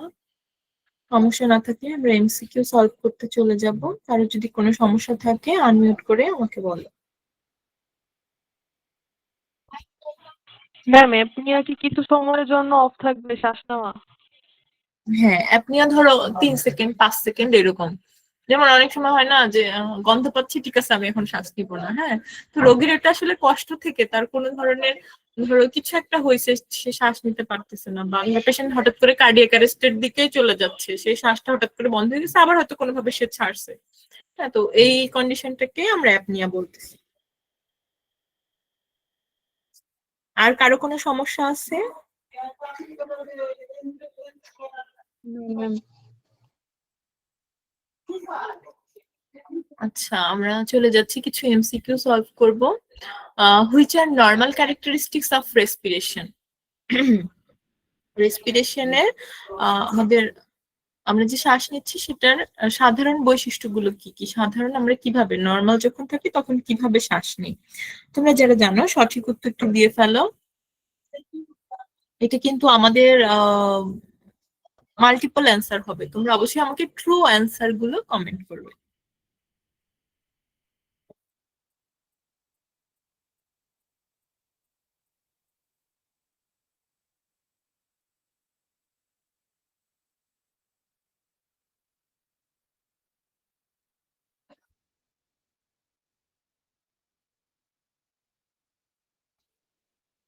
আচ্ছা, তোমরা যারা উত্তর দিয়েছো আমরা জেনে নিব সঠিক উত্তর কি হবে। দেখো, রেগুলার রিদমে শ্বাস নিবে মানে তার রিদমটা নর্মাল থাকবে। আমরা জেনেছি যখন সে অ্যাবনর্মাল রিদমে শ্বাস নিবে তখন আমরা সেটাকে বিভিন্ন টার্মিনোলজি দিয়ে ডিফাইন করি, তাহলে আমাদের এ ট্রু হবে। নর্মাল রেট হচ্ছে 12 to 20 per minute in adults, এটা তো ট্রু, সবাই জানি। শ্যালো এন্ড ইরেগুলার, এটা তো আমাদের নর্মাল ক্যারেক্টারিস্টিক্স না, তার মানে এটা হবে না। কোয়াইট অ্যান্ড এফোর্টলেস, দেখো আমরা যখন শ্বাস নিই যদি কোনো সমস্যা না থাকে তাহলে কিন্তু কোনো সাউন্ড হয় না, কোনো এফোর্ট দিতে হয় না, স্বাভাবিকভাবেই আমরা শ্বাস নিই, তার মানে এটা ট্রু। অডিবল হুইজিং, হুইজিং এর মতো শব্দ হতে থাকবে, এটা হবে না, তার মানে আমাদের সঠিক উত্তর হবে এ, বি এন্ড ডি। আশা করি সবাই বুঝতে পেরেছো। যারা সঠিক উত্তর দিয়েছো ধন্যবাদ। চলে যাচ্ছি পরবর্তী প্রশ্নে। পরবর্তী প্রশ্ন রাখি নাই, যাই হোক আমরা আমাদের পরবর্তী অ্যান্ড লাস্ট ভাইটাল সাইনে চলে যাচ্ছি। আমাদের লাস্ট ভাইটাল সাইন হচ্ছে ব্লাড প্রেশার, যেটা আমাদের নার্সদের মধ্যে আমরা অনেকে খুব অপছন্দ করি ব্লাড প্রেশার দেখতে, স্পেশালি মেডিসিন ওয়ার্ড গুলো যখন আমরা ডিউটি করি। আমি তো সিএমএইচ এ ডিউটি করি, তো আমাদের 3 বেলায় ব্লাড প্রেশার দেখতে হয়, সো এটা আমার জন্য খুবই, আমি খুবই অপছন্দ করি। যাই হোক, আমার খুব কষ্ট লাগে। মনে হয় কানের মধ্যে আমার ঝিমঝিম করতে থাকে, আমি আর প্রেশার দেখতে পারতেছি না। আমার মনে হয় তুই এইটা বাদ দিয়ে আমাকে যা করতে দিলে আমি করবো, কিন্তু আমি ব্লাড প্রেশার দেখতে পারবো না। আচ্ছা যাই হোক, চলো এটা এটা আমি আমার পার্সোনাল ওপিনিয়ন শেয়ার করেছি, তাই বলে তোমরা এটা করতে যাবে না। ফার্স্ট ইয়ারে তো তোমাদের খুব ভালো করে ব্লাড প্রেশার মাপা সবাই শিখবে এবং খুব কাইন্ডলি পোলাইটলি সবাই পেশেন্টের ব্লাড প্রেশার মাপবে। যেখানে মনিটরের ব্যবস্থা আছে, তোমরা যেটা স্পেশাল ওয়ার্ড গুলোতে ডিউটি করবে ভবিষ্যতে, তাদের জন্য এই কষ্ট কিছুটা কম, কারণ আমরা মনিটরে প্রেশার দেখি। স্টুডেন্ট লাইফে আমি খুব বিরক্ত হতাম, কিন্তু আলহামদুলিল্লাহ এখন ভালো আছি। এখন না, আমি যেহেতু ওটিতে আছি, সো আমরা মনিটরেই প্রেশার দেখি, এখন আর হাত দিয়ে দেখতে হয় না। তবুও আমাদেরকে সবাইকে ম্যানুয়াল প্রেশার দেখা শিখতে হবে, সবাই আশা করি সবাই পারো। হুম, চলো আমরা এই অতি গুরুত্বপূর্ণ ভাইটাল সাইনটি সম্পর্কে জেনে নিব। ব্লাড প্রেশার কি? Blood pressure is the lateral pressure exerted by blood on the vessel wall while flowing through it. সহজ ভাষায় যদি বলি, ব্লাড প্রেশার হচ্ছে এমন একটা প্রেশার, রক্ত আমাদের ধমনীর গাত্রে যে চাপ দিচ্ছে, আমাদের যে ধমনীর ওই যে ব্লাড একবার পাম্প করে বের হয়ে আসতেছে ঢুকতেছে, তখন যে প্রেশারটা দিচ্ছে ধমনীর দেয়ালের উপর, সেই প্রেশারটাকে আমরা বলতেছি ব্লাড প্রেশার। সোজা বাংলায় ধমনীর গাত্রে রক্ত যে চাপ দিচ্ছে সেটাই হচ্ছে আমাদের ব্লাড প্রেশার। হ্যাঁ, এখন এখানে দুই ধরনের প্রেশার হয়। এক সময় হচ্ছে আমাদের হার্টটা চুপসে যায়, যেটাকে আমরা সিস্টোল বলি। যখন চুপসে যাচ্ছে, স্বাভাবিকভাবে সবগুলো রক্ত যখন বের হতে চাইবে, একসাথে ধমনীর গাত্রে বেশি চাপ পড়বে, তাই সিস্টোলিক প্রেশারটা বেশি। এটার রেঞ্জ হচ্ছে 90 to 140 মিলিমিটার অফ মার্কারি। আর ডায়াস্টোলিক প্রেশার যখন হার্টটা প্রসারিত হবে, অর্থাৎ বডি থেকে ব্লাডটা হার্টে আসবে, তখন তো স্বাভাবিকভাবে যেহেতু প্রসারিত হয়ে আছে, প্রেশার কম, তাই ডায়াস্টোলিক প্রেশার রেঞ্জটা কম রেঞ্জে যেটা, সেটাকে আমরা ডায়াস্টোলিক প্রেশার বলতেছি। এটা হচ্ছে 60 to 90 মিলিমিটার অফ মার্কারি। আর এভারেজ নর্মাল হলো আমরা সবাই জানি 120 to 80 মিলিমিটার অফ মার্কারি। দেখো, রেঞ্জেস অফ ব্লাড প্রেশার আমি তোমাদের জন্য রেখেছি। যদিও এই রেঞ্জ গুলো খুব একটা আসে না, তোমরা তবুও একটু দেখে যাবে, যেটা আমি বারবারই তোমাদের বলছিলাম। আর হচ্ছে, আর কেউ কি কিছু বলতে চাও?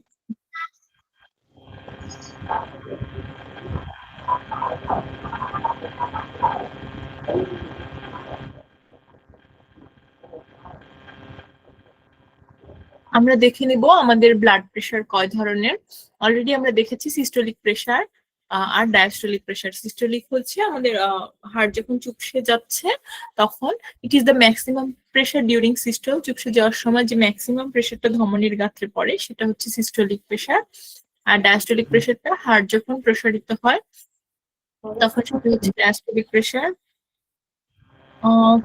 কেউ একজনের মাইক্রোফোনটা অন, যার microphone on please say mute করে দাও।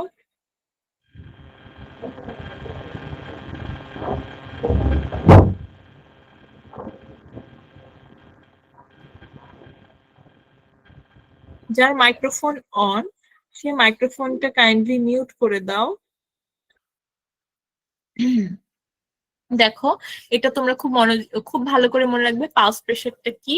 পালস প্রেশার দেখো, আমাদের কিন্তু অনেক সময় এরকম রেঞ্জ দিয়ে চলে আসে যে হচ্ছে তার সিস্টোলিক প্রেশার এত, ডায়াস্টোলিক প্রেশার এত, তার পালস প্রেশার কত। পালস প্রেশারটা হচ্ছে এই যে সিস্টোলিক এবং ডায়াস্টোলিক প্রেশারের ডিফারেন্স। তখন আমরা কি করবো, দুইটা বড় রেঞ্জ থেকে ছোট রেঞ্জটাকে মাইনাস করে যেটা পাবো সেটাই হবে আমাদের অ্যান্সার। এটা আমাদের পালস প্রেশার হবে। দেখো, এই দুইটা আমি সারা জীবন প্যাস লাগাইছি। হ্যাঁ, এখন হচ্ছে পালস প্রেশারটা তোমরা সবসময় দুইটা ডিফারেন্ট, এটা মনে রাখবে। আর মিন প্রেশার, মিন মানে গড়। আমি বুঝতেই পারছি যখন তোমার কাছে মিন প্রেশারটা চাইবে, আসলে পরীক্ষার সময় মাথাটা তখন কাজ করে না। সো এটা তোমরা আগে থেকে ভালো করে পড়ে যাবে। মিন প্রেশারটা হচ্ছে আমাদের গড়টা বের করব, দুইটা আমাদের যে সিস্টোলিক প্রেশার এবং ডায়াস্টোলিক প্রেশার, ওই দুইটাকে যোগ করে 2 দিয়ে ভাগ করলে আমরা যে প্রেশারটা পাবো, মিন মানেই তো গড়, সেই প্রেশারটাই হচ্ছে আমাদের মিন প্রেশার। তাহলে পালস প্রেশারটা হচ্ছে আমাদের সিস্টোলিক এবং ডায়াস্টোলিক যে প্রেশারটা, সেটার ডিফারেন্স।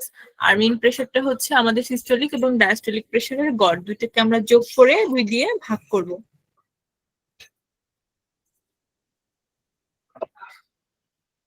দেখো এখন আমরা দেখব আমাদের ব্লাড প্রেসারে কি কি অ্যাবনর্মালিটিস থাকতে পারে।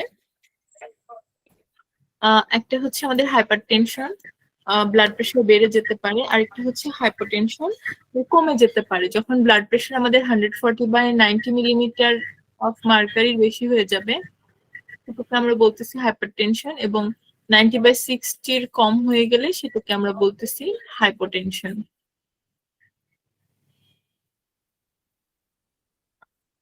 ম্যাম ওই যে পালসে যে 2 দিয়ে ভাগ দেওয়ার কথা বললেন না, মানে ওইটা একটু আবার বলেন। দেখো আমাদের সিস্টোলিক আর ডায়াস্টোলিক প্রেশার ছাড়াও আরো 2 ধরনের প্রেশার রয়েছে। এটা হচ্ছে পালস প্রেশার।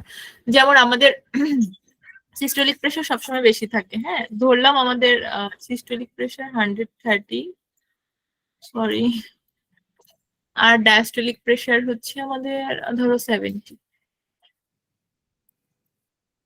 হ্যাঁ, এই দুইটা মাইনাস করে আমি যেটা পাবো সেটা হচ্ছে আমাদের পালস প্রেশার। যে আমাকে কোয়েশ্চেন করেছো সে আমাকে বলো আমাদের সিস্টোলিক প্রেশার 130 এবং ডায়াস্টোলিক প্রেশার যদি 70 হয় পালস প্রেশার কত হবে।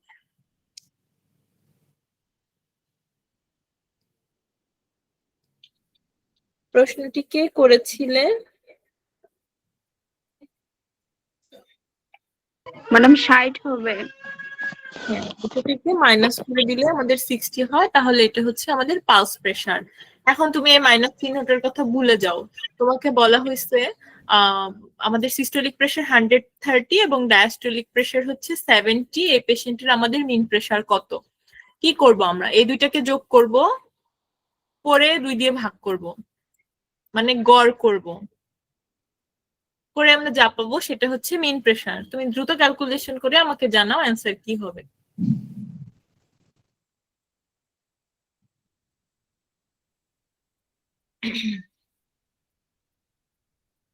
অন্য কেউ চাইলে অ্যান্সার করতে পারো, আনমিউট করে আমাকে অ্যান্সারটা বলো।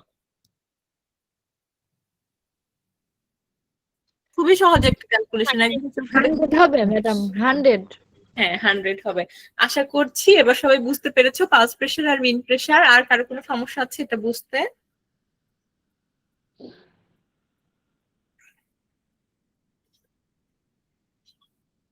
কারো বুঝতে আর সমস্যা আছে?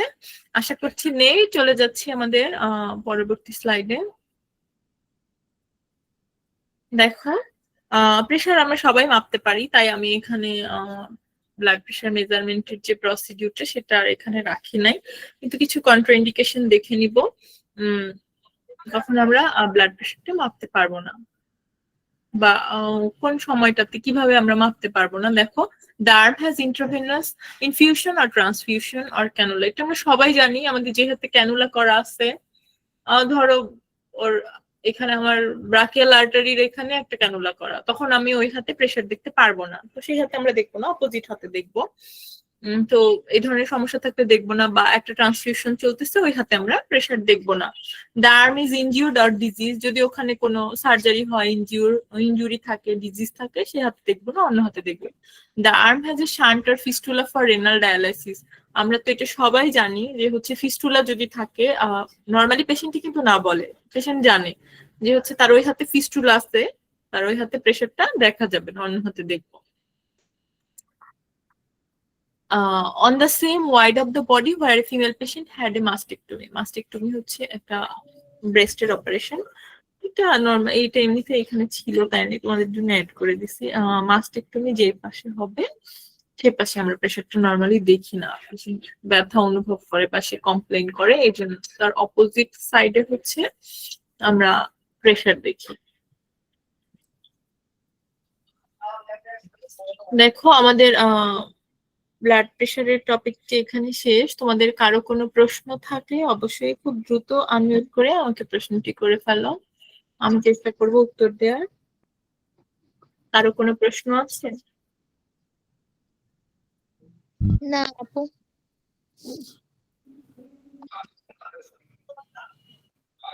দেখো আমরা একটা বলো।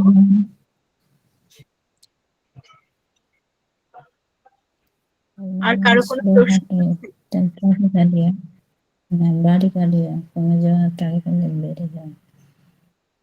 আমি তোমার প্রশ্নটি বুঝতে পারছি না, তুমি একটু ক্লিয়ার করে বলো তোমার প্রশ্নটি, আমি চেষ্টা করবো তোমাকে অ্যান্সার দেওয়ার জন্য।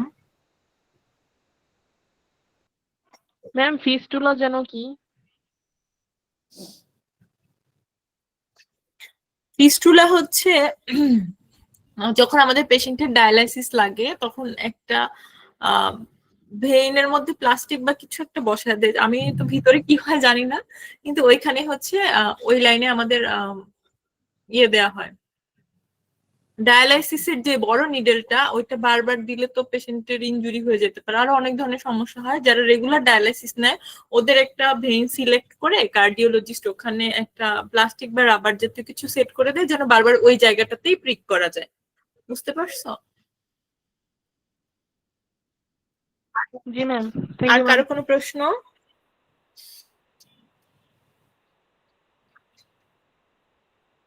তোমরা সবাই একটা এমসিকিউ প্রশ্ন দেখতে পাচ্ছ, যারা which term refers to an abnormally slow heart rate. Abnormally slow heart rate কোনটা যারা জানো দ্রুত অ্যান্সার করে ফেলো, অনেকে দেখেছি আমি অ্যান্সার করেছো।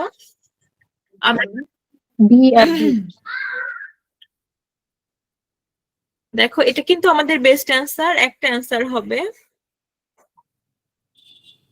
which term refers to an abnormally slow heart rate. ব্রেডিকার্ডিয়া। হ্যাঁ, আমাদের হার্ট রেট যখন কত কত নিচে চলে যাবে বলো তো, কত নিচে চলে গেলে সেটাকে আমরা ব্র্যাডিকার্ডিয়া বলবো? 60 নিচে ম্যাডাম। 60 নিচে যখন চলে যাবে সেটাকে আমরা ব্র্যাডিকার্ডিয়া বলতেছি। তার মানে আমাদের অ্যাবনর্মালি স্লো হার্ট রেট হচ্ছে ব্র্যাডিকার্ডিয়া। চলে যাচ্ছে পরবর্তী প্রশ্নে, which condition may cause tachycardia. কোন কন্ডিশনটা তোমাদের হার্ট রেট কে বাড়িয়ে দিতে পারে? এটা আসলে ওভারঅল কোয়েশ্চেন, আমরা এতক্ষণ যা যা পড়েছি তার উপরে কোন কন্ডিশনের জন্য হার্ট রেট বেড়ে যেতে পারে, ট্যাকিকার্ডিয়া হতে পারে? Ma'am anxiety.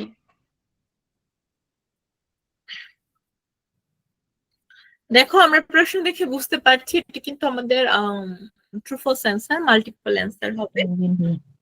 সো অ্যান্সার কোনগুলো হবে সেটা আমাকে দ্রুত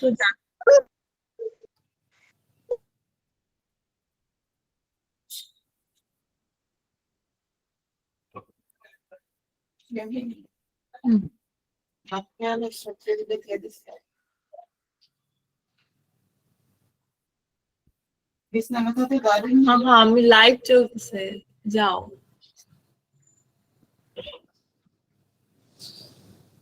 which condition may cause tachycardia. দেখো ফিভার হলে আমাদের মেটাবলিজম বেড়ে যায়, সেক্ষেত্রে আমাদের ট্যাকিকার্ডিয়া হতে পারে।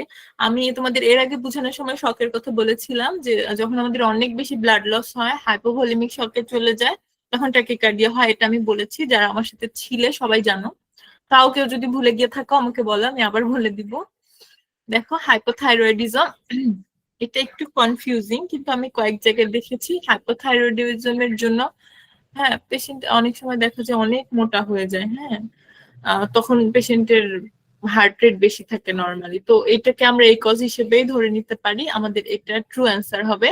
এরপর ডিহাইড্রেশন, পেশেন্ট অনেক বেশি এক্সস্টেড হয়ে যায়। হ্যাঁ, পেশেন্টের শরীরে পানির পরিমাণ কমে যায়, পানির পরিমাণ কমে যাওয়া মানে কি তার শরীরে একটা ভলিউম কমে যাচ্ছে। হ্যাঁ, ডিহাইড্রেশন হচ্ছে, তাহলে আমাদের এই অ্যান্সারটাও ট্রু। ম্যাডাম অ্যানজাইটি আর অ্যানজাইটি অ্যাংজাইটির হইলে জন্য পরেও তো ট্রাকিকার্ডিয়া হয় না? হ্যাঁ হ্যাঁ হ্যাঁ, আমি ওই অ্যান্সারটা বাদ দিয়ে তোমাদের ডিহাইড্রেশনে চলে গেছি। তার মানে আমাদের ট্রু অ্যান্সার কি হবে? সবগুলো আমাদের ট্রু অ্যান্সার হবে, ঠিক আছে?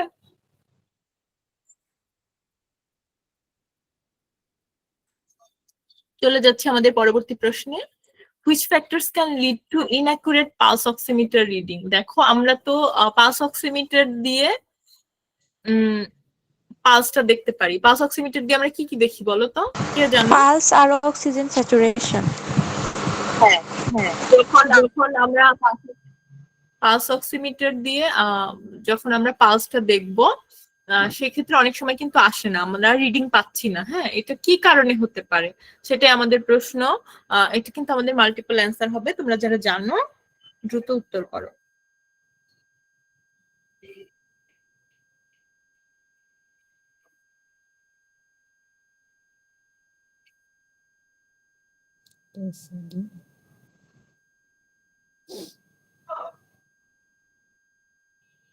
আচ্ছা দেখো, আমরা দেখি নেল পলিশ আর আর্টিফিশিয়াল নেলস, যারা পালস অক্সিমিটার দিয়ে অলরেডি পালস বা স্যাচুরেশন দেখতে গেছো তারা সবাই জানো যে ফিমেল পেশেন্টদের ক্ষেত্রে যখন তার নেলস গুলো অনেক বড় বড় থাকে বা অনেক ভারী করে নেল পলিশ দেওয়া থাকে তখন কিন্তু আমরা পালস অক্সিমিটারে রিডিং পাই না। হ্যাঁ, এখানে লেখা আছে ইনঅ্যাকুরেট, কিন্তু ইনঅ্যাকুরেট পুরো থাক, আমি আসলে পাই না, আসেই না। আমি খুব ইরিটেট ফিল করি যে ভাই এত সেজে গুজে কেন হসপিটালে আসতে হবে। যাই হোক,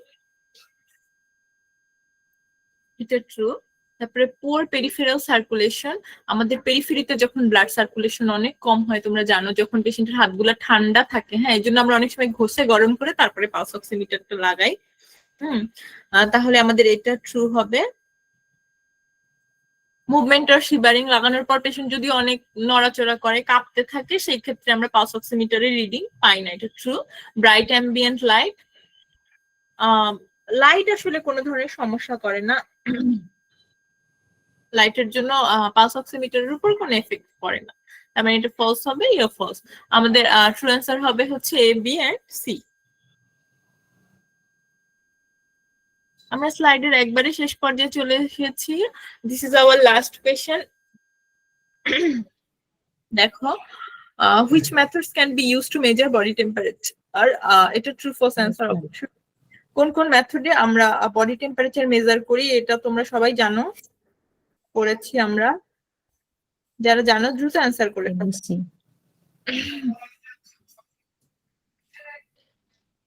এবিসি। এই কে বললো রে এবিসি? নাম কি? কে বলছো? বলো সেই সাহসী ব্যক্তি কে? তুমি এবিসি বলেছো, এবিসি অবশ্যই ঠিক। তুমি আমাদের সাথে ক্লাসে যুক্ত ছিলে কিনা আমি শিওর বলতে পারছি না, কিন্তু আমরা তখন কিন্তু দেখিয়েছি আমরা টিম্প্যানিক অর্থাৎ কানের মধ্যে দিয়েও টেম্পারেচার চেক করি। তোমাকে চেষ্টা করার জন্য অবশ্যই ধন্যবাদ।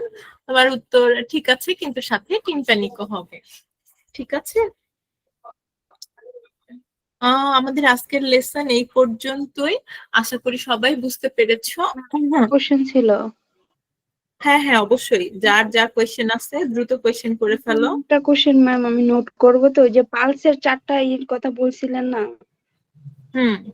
ওই নামগুলো একটু ম্যাম যদি বলতেন। হ্যাঁ অবশ্যই, আমি দিচ্ছি।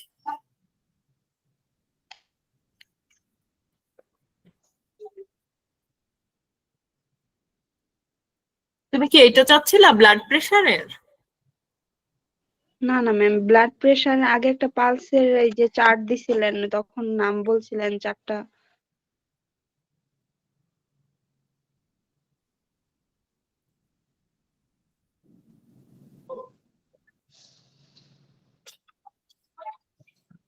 আচ্ছা, আমরা আমাদের ক্লাসের একেবারে শেষ পর্যায়ে চলে এসেছি। তোমরা আমাকে জানাও আজকের ক্লাস কেমন লাগবে এবং পরবর্তীতে তোমরা কোন টপিকের উপর ক্লাস চাচ্ছ। এটা নাকি রেঞ্জ গুলা চাচ্ছ? না ম্যাম, এইখানে এই কোশ্চেনটাও করছিলেন, ওই যে 4টা নাম বলছিলেন আলাদাভাবে, ওইটা।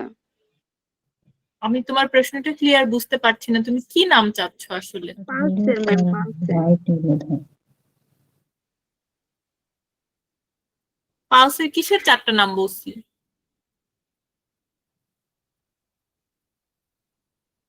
আমি ভুলে গেছি, এই জন্যই জিজ্ঞাসা করতেছি।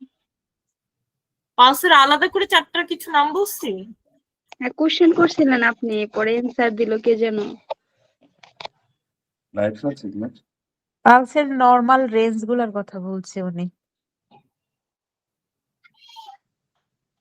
পালসের নরমাল রেঞ্জ তো আমি তোমাদের এই যে এখানে দেখাইলাম। তুমি এক্সট্রা করে আমার কাছে কিসের 4টা? আমি তো হার্টের চেম্বার গুলোর নাম জিজ্ঞেস করছিলাম, এছাড়া 4টা আর কি জিজ্ঞেস করছি আমার তো মনে পড়তেছে না। আচ্ছা, যারা তোমরা আজকে আমার ক্লাসে আজকে আমার সাথে যুক্ত ছিলে, আমাদের ফ্রি ক্লাস হয়তো আর খুব বেশি হবে না। তোমরা সবাই খুব ভালোভাবে পড়াশোনা করবে যেন সবাই একসাথে একবারে লাইসেন্স পাস করতে পারো। আর আমাদের পেইড ব্যাচের ভর্তি চলছে, তোমরা সবাই জানো। তোমরা আমার আজকের ক্লাসটি করার পরে যারা পেইড ব্যাচে ভর্তি হতে চাও তাদের জন্য থাকবে 500 টাকা ডিসকাউন্ট। আমাদের রেগুলার পেইড ব্যাচের কোর্স ফি হচ্ছে 2000 টাকা। আমাদের পেইড ব্যাচের এই ক্লাসগুলো চলবে একদম পরীক্ষার আগে পর্যন্ত, কিন্তু আজকে আমার ক্লাসের পর যারা ভর্তি হতে চাচ্ছ তাদের জন্য 500 টাকা ডিসকাউন্টে তোমরা 1500 করে টাকা দিয়ে ভর্তি হতে পারবে। আর কারো কোনো প্রশ্ন আছে? লাইসেন্সের সাথেই কি ওটা ক্লাস করব একসাথেই, এই পোস্ট বেসিকের জন্য? হ্যাঁ, পোস্ট বেসিক আর লাইসেন্স আমাদের মূলত কাছাকাছি, তো তো আমরা ওই প্রশ্নগুলো সলভ করে দিব আলাদা করে। আমাদের যদি প্রয়োজন হয় ওইভাবে আমরা পোস্ট বেসিকের আলাদা ক্লাসের আমরা ব্যবস্থা করব। কিন্তু আমার মনে হয় কি, যখন তুমি ডিটেলস পড়বে, কারণ আমাদের এখন প্রশ্নের প্যাটার্ন তো তোমরা দেখতেই পাচ্ছ কি অবস্থা, হঠাৎ করেই কেন জানি প্রশ্নের প্যাটার্ন চেঞ্জ হয়ে গেল, একটু ডিপ থেকে প্রশ্ন হচ্ছে। তো আমরা চেষ্টা করছি যেন পুরোটা টপিকই কভার হয়, সেই চেষ্টা থেকে আমরা সবকিছুই পড়ানোর চেষ্টা করি। সো আমার মনে হয় একসাথে ক্লাসগুলো করলে তোমাদের জন্য বেশি ভালো হবে। তারপরেও আমাদের পেইড ব্যাচের যারা স্টুডেন্ট আছে তারা যদি চায় যে না আমরা আলাদাভাবে এটার জন্য আলাদা ক্লাস চাচ্ছি, সেক্ষেত্রে আমরা আলাদা ক্লাসের ব্যবস্থা করব। জি ম্যাম, আলাদা হলে ম্যাম ভালো হয়, কিন্তু আমি ম্যাম চাচ্ছি ভর্তিও হইতে বিএচ পোস্ট বেসিকের জন্য, আর হইছে আলাদা বই নিতে চাচ্ছিলাম। হ্যাঁ, তুমি এটার জন্য অবশ্যই আমাদের পেজে মেসেজ করবে, আমাদের মেন্টররা তোমাকে ডিটেলস জানিয়ে দিবে। ম্যাম আমি তো মিডওয়াইফারি, মানে মিডওয়াইফারিদের জন্য আলাদা কি কোনো বই আছে এরকম? এটা তুমি আমাদের পেজে মেসেজ করলে ওরা তোমাকে জানাবে। আমি আসলে বইয়ের ব্যাপারটা ডিটেলস জানি না।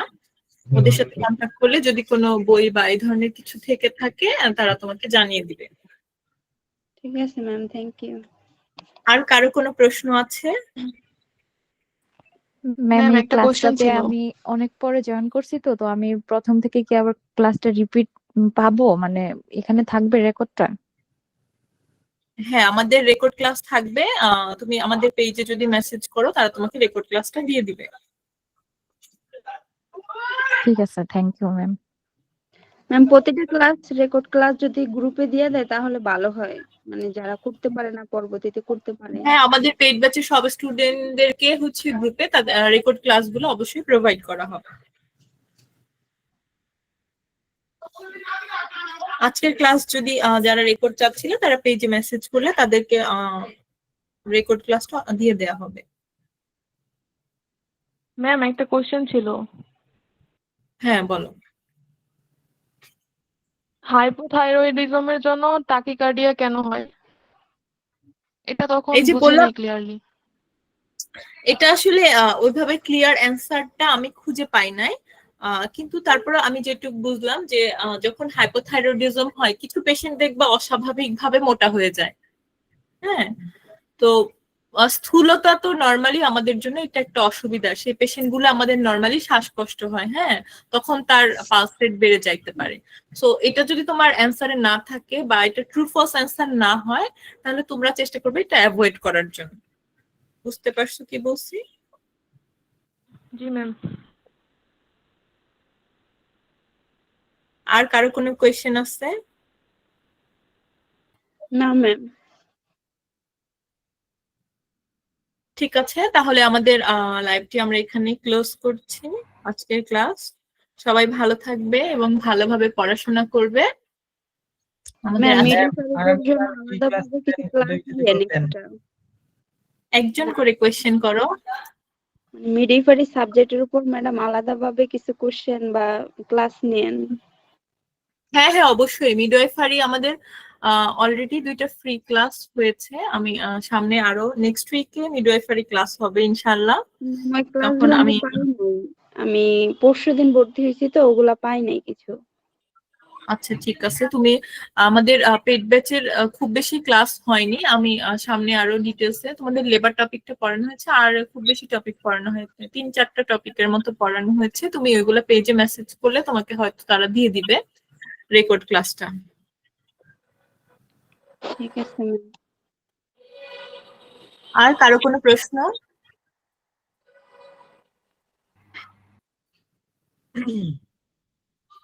আর কারো কোনো প্রশ্ন না থাকলে আমাদের আজকের ক্লাসটি এখানে শেষ করব। সবাই ভালো থাকবে এবং ভালোভাবে পড়াশোনা করবে। আমাদের আজকের ক্লাসটি এখানে শেষ করছি। সবাইকে আসসালামু আলাইকুম এবং শুভরাত্রি। ওয়ালাইকুম আসসালাম ম্যাম।